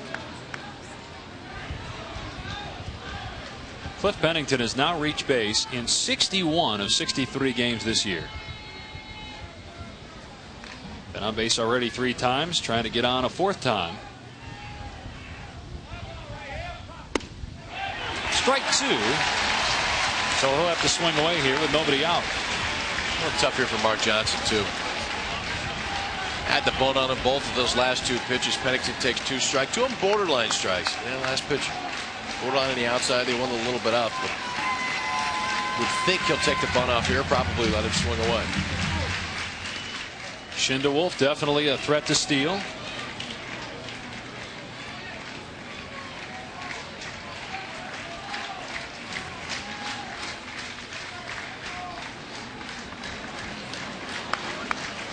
A ball and 2 strikes to Cliff Pennington.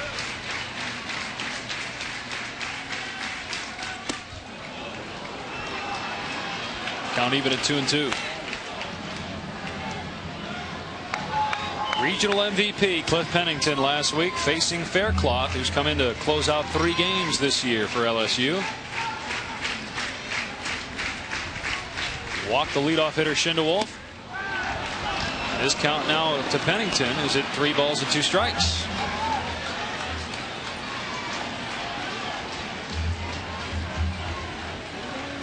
"38 strikeouts, only 11 walks this year after putting Schindewolf on base."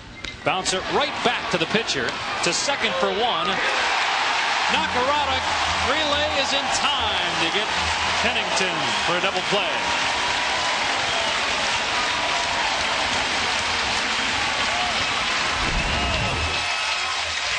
Mark Johnson puts Schindewolf in action here, knowing that his hitter can put it in play, and a nice job by Faircloth. A bang-bang play at second base. Great turn by Blake Gill on the first in time, and a huge double play there for LSU with Jordan Faircloth. So Corey Patton comes to the plate with 2 out in the 8th. First team All Big 12 performer. Still looking for his first hit tonight.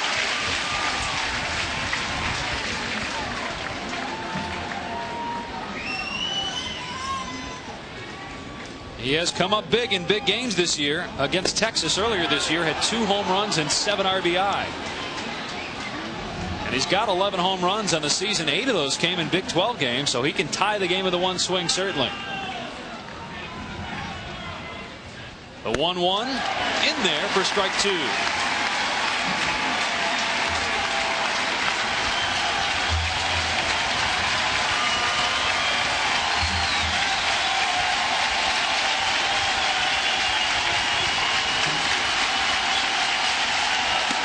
Way outside, 2-2.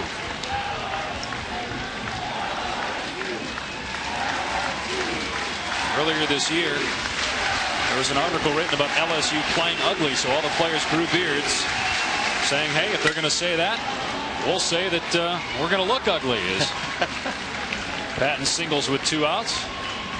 Apparently Faircloth didn't get the memo that it's okay to shave the beards now.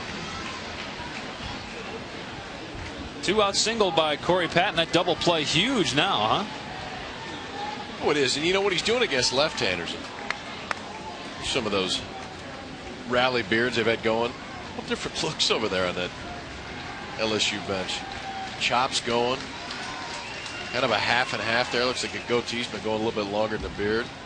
Bumstead only the goatee. Doesn't matter how. Looks like Mark Johnson's going to make a First base for Texas A&M, number 3. Change here. Alexander. Matt Alexander will be the pinch runner at first base for Corey Patton. And Austin Boggs comes to the plate with 2 out, a runner at first. Texas A&M down by 1.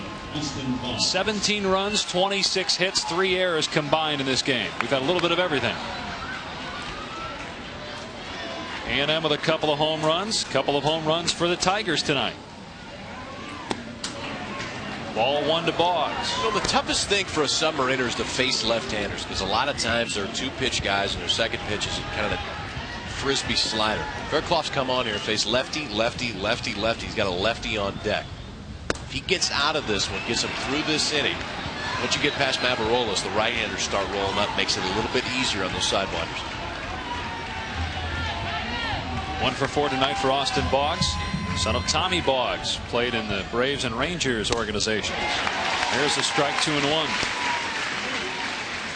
Boggs riding a 9-game hitting streak. Had a 16-gamer earlier this year. Leads the team in hits with 86.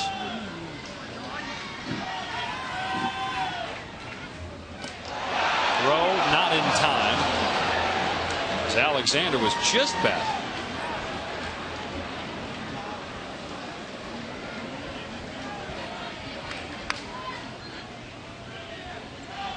The delivery is popped into the air in left field.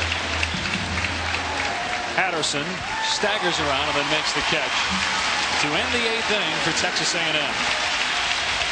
Another good effort by Jordan Fairclough. LSU by 1 at the bottom of the 8th.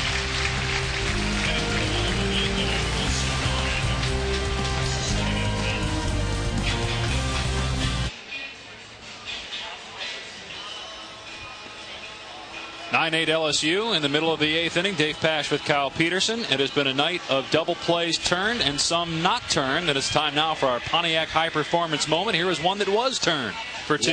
1-6-3 double play. Fairclough starts it to Gill, on to Harris at first base.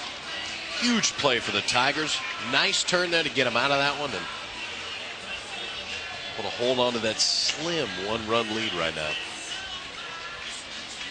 It'll be the 5, 6, and 7 hitters for LSU in the bottom of the 8th. Stavinaugh, Clay Harris, and Nakarada against Kyle Nicholson.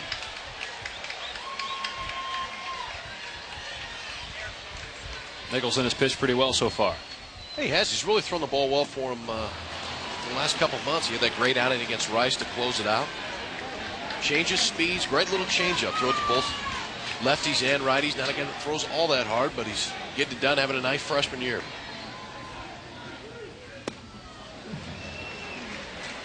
One ball, one strike.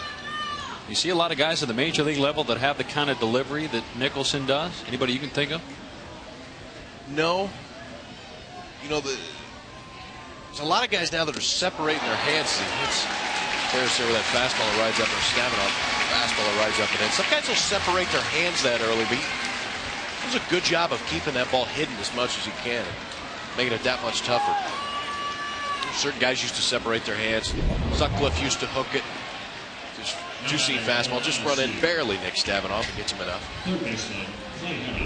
4th time in the last 5 innings. LSU has the leadoff runner on base. Stavinaugh hit by a pitch, and now Clay Harris at the plate.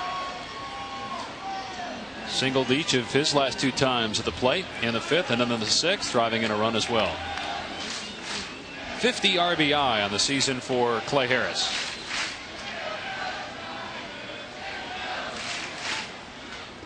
Harris trying to move the runner over.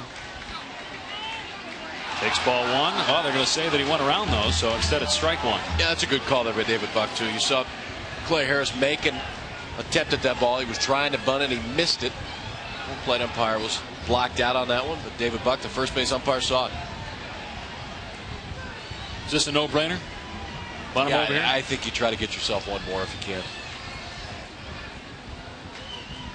And that's the money ball guys, though. They'll tell you the other thing. No bunting. They're going to go to second, and the relay is not in time.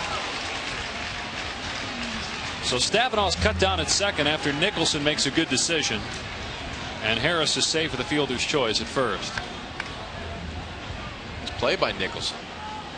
He was a shortstop in high school. He shows you why right there. Bounces right off the mound. Quick snap throw to second base, try to get that lead runner. It's a big out right here. 1-run, 2-run leads. Very, very different. You get to the bottom, the top half of the 9th inning for the Aggies. You keep it at 1 run, you can still do it with 1 swing. Ivan Nakarada, the number 7 hitter, is at the plate.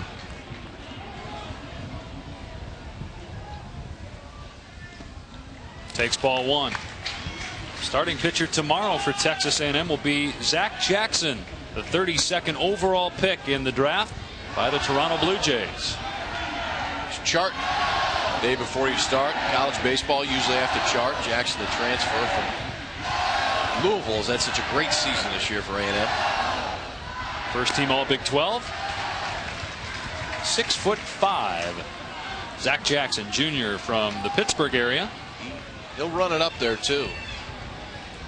See his numbers on the season: 119 punch outs to 26 walks.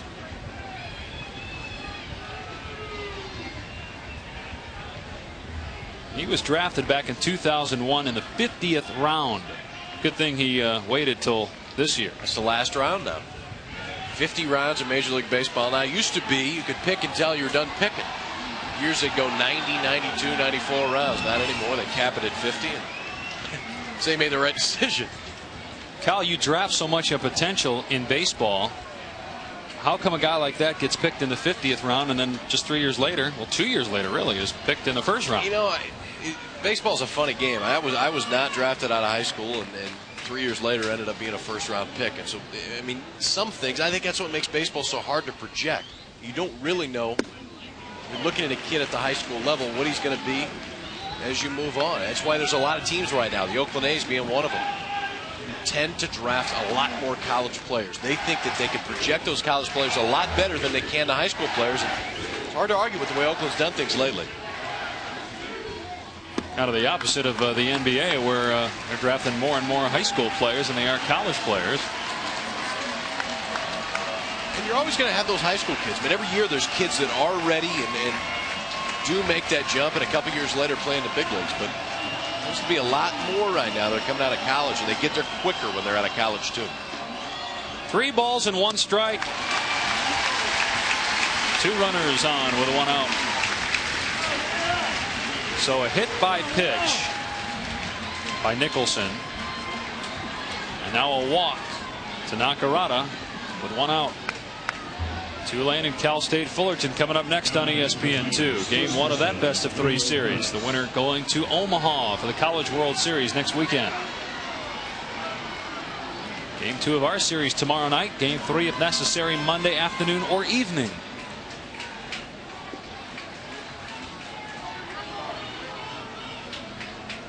Will Harris, the batter for LSU, the number 8 hitter, first baseman. Takes a ball a little bit low.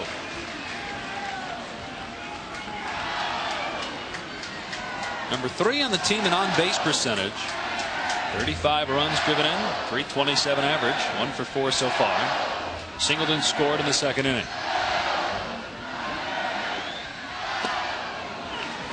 One and one.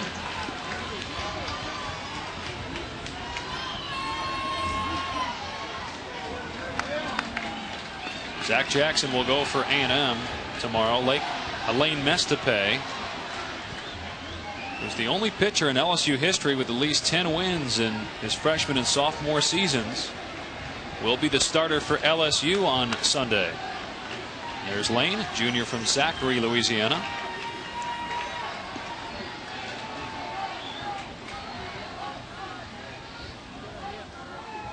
One ball, 1 strike. Inside 2-1. A lot of lengthy pitches, lengthy pitch counts in this game so far. Mestape's record entering this weekend. Medical redshirt last year with a shoulder injury. Says he's just getting back into the form that he showed a couple of years ago when he was college baseball's co-freshman of the year. What's tough about those injuries, I haven't had 3 separate shoulder surgeries. I mean, shoulder surgeries and elbow surgeries are 2 entirely different things.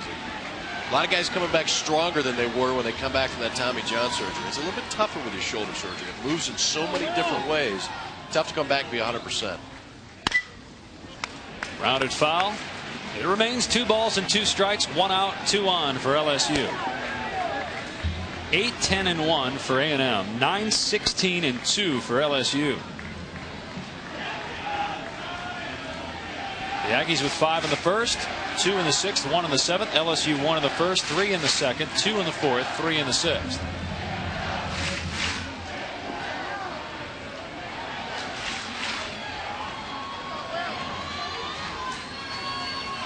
A starter in tonight's game, Bumstead for LSU, pitching with a torn labrum. That can't be fun. No. Done that too. Ripped up the middle, diving stab by Pennington. His attempt fails, and LSU gets another run.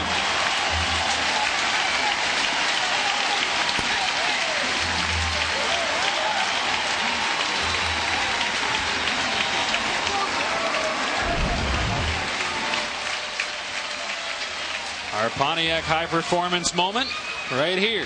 Will Harris, an RBI single with 1 out in the LSU half of the 8th. Tigers by 2.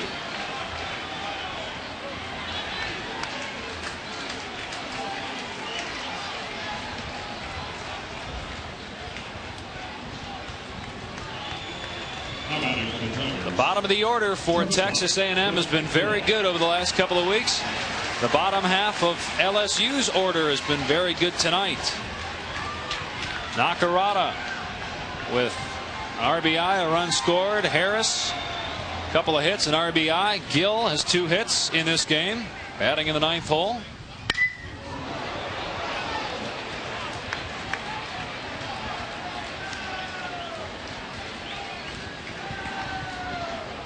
Last year in the Super Regional against Baylor, Gill went 3 for 13, but in the championship game had 3 runs driven in. As LSU advanced to the College World Series for the first time since 2000. Something happened last year at the College World Series. It doesn't happen a lot of times when LSU gets back there. They played 2 ball games, lost 2 ball games, and you could tell when you talk to these guys that there's a little bit added incentive to get back there. They didn't like the taste that Omaha left in their mouth last year. Listen, I mean, we enjoyed getting there. We enjoyed our time there, but 2-Q is not what LSU is used to in Omaha. They got pounded in game 1 against Fullerton, 8-2. Came back against South Carolina, lost by 1. Last time they went to the College World Series prior to 2003, they won it. 2000, beating Stanford. They are 2-0 at home in Super Regionals, 0-3 on the road. One of 3 schools to participate in all 6 Super Regionals. This is a great format, great for fans, especially for fans down here that just can't get enough of LSU baseball. Absolutely. One more weekend for them to see it. Mavrilis gets a piece of it, steps on first, his throw to the plate not in time. Scoring is Nakarada, and the Tigers now lead by 3 in the bottom of the 8th.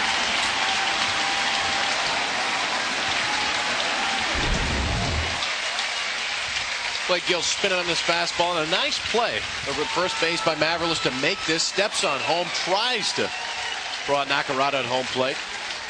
Able to get there in time. Look at him lay out.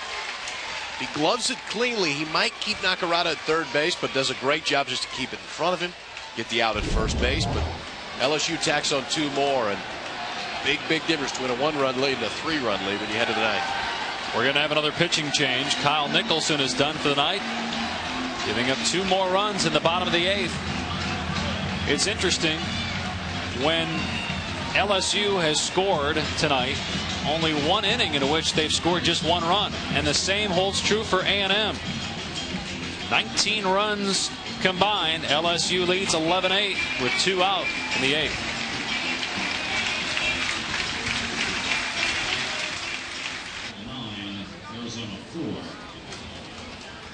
All right, Dave, a lot of runs being scored here tonight. LSU leading Texas A&M 11-8. The Tigers led the SEC in hitting, and once again they're batting huge in Baton Rouge tonight.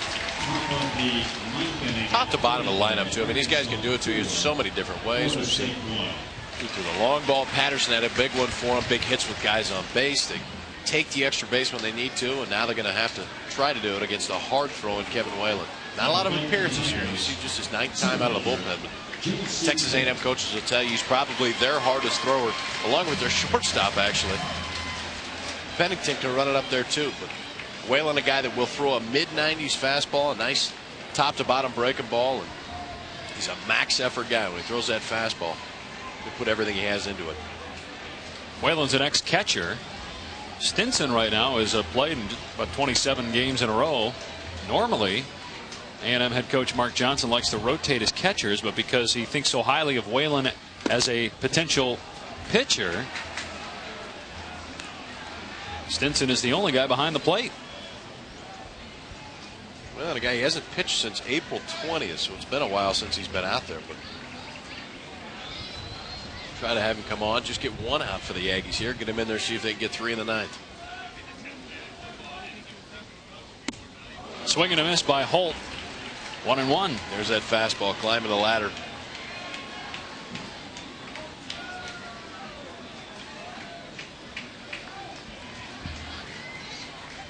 Holt led off the bottom of the first for LSU with a home run, a 2-run single in the second.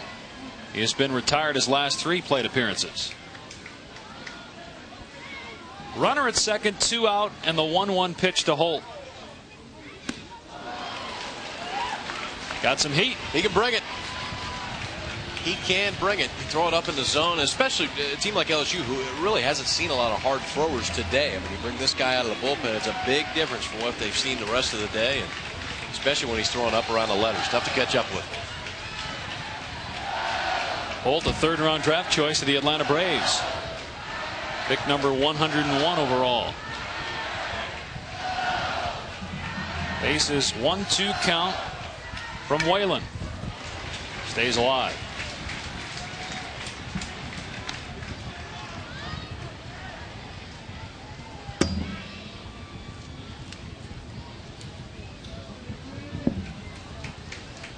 Jordan Faircloth, who likely will come out and pitch the 9th for LSU, which has yet to lose this season when leading going into the final frame.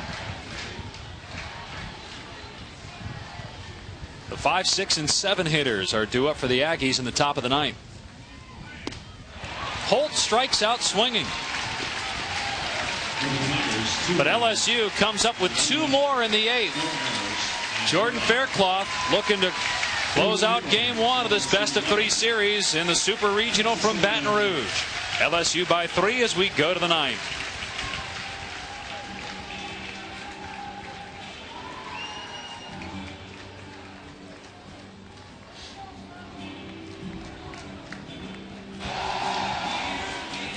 LSU 3 outs away from taking game 1 of this best-of-3 Super Regional series, and they've passed Cal Peterson College. It didn't look like LSU would get to that point in the 9th inning. They were down 5-0 after a half of an inning. Yeah, rough start for them. I mean, you know, it's a team that's come back the entire season. Spoke about, told us that, and they've showed us that.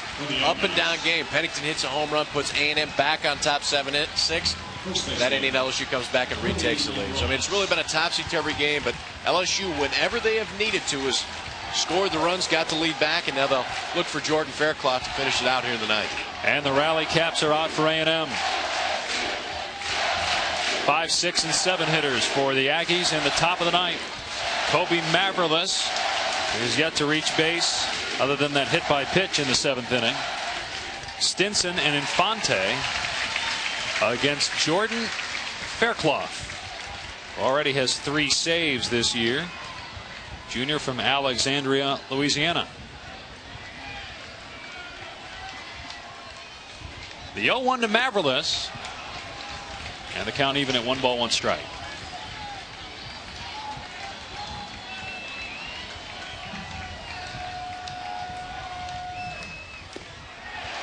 One and 2. Remember, it was just last weekend against one of the best teams in the country. Well, you could also say LSU was in that category, but Rice, the defending national champs, led 5-3 late in the game. But a grand slam by Texas A&M ended up winning it for the Aggies in that contest. But right now they're down to 2 outs left in game 1 of this series with LSU.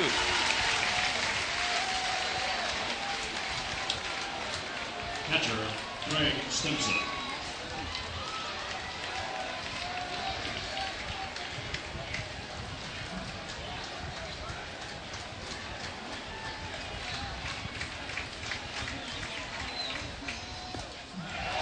Strike 1.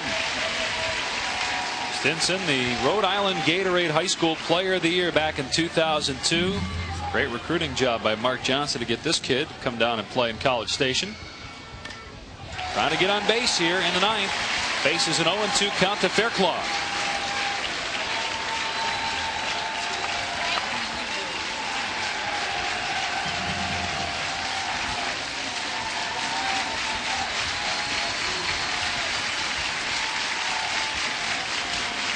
Couple of shakes of the head.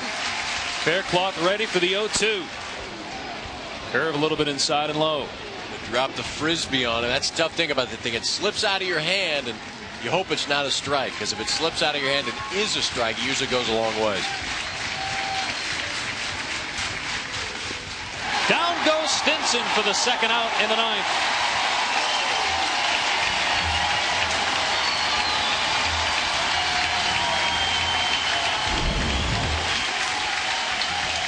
Two-seam fastball running right on Stinson's hands. Nothing he can do. Starts it over the plate, finishes down around his ankles, and just a nasty two-seamer from Jordan Faircloth. It's up to John Infante to keep the inning alive for Texas A&M.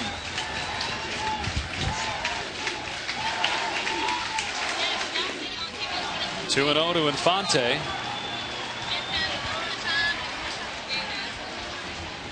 Couple of hits tonight for the sophomore from Texas.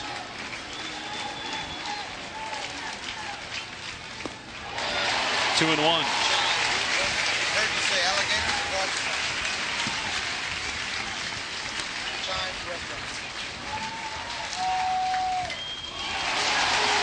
A&M down to its last strike.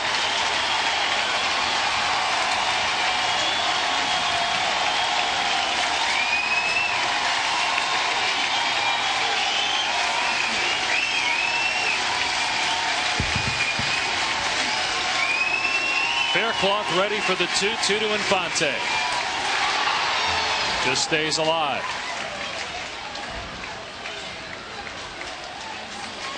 The bullpen has been terrific for LSU tonight.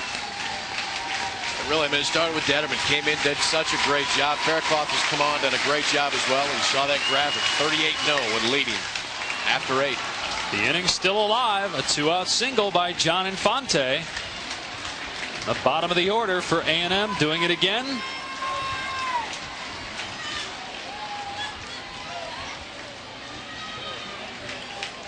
Bartek comes to the plate. Tying run on deck. And that tying run is Justin Ruggiano, who hit that game-winning grand slam against Rice. Will we get to Ruggiano? Days ago. First, Bartek has to get on base. That's low and inside, ball one. Nate Bumstead lasted just 2/3 of an inning for LSU, but as you said, Detterman pitched well, and Faircloth trying to get the Aggies out here in the ninth and take game one of this best-of-3 series. The count is even out, 1-1 strike. First-round draft pick Zach Jackson will pitch tomorrow for Texas A&M. Lane Mestepe, a former freshman of the year in college baseball, will go for the Tigers. Bumstead doesn't care about that line tonight. He wants Faircloth to shut it down and LSU to get the win. And there it is. Faircloth strikes out Bartek, and LSU takes game one in come-from-behind fashion.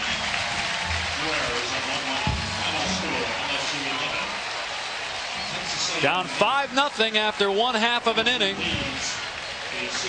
And the Tigers come back to win it by 3. Impressive ball game here for the Tigers. They fall behind early, do a great job of coming back. Faircloth holds the lead at the end, but still a 3-game series. It's important to win that first one, but they've got one more to win. 11-8 the final. LSU takes game one. This has been a presentation of ESPN, the worldwide leader in sports. For more, go to ESPN.com. For Kyle Peterson and our entire crew, I'm Dave Pasch. LSU takes game one. Let's go to Dave Revson in the studio.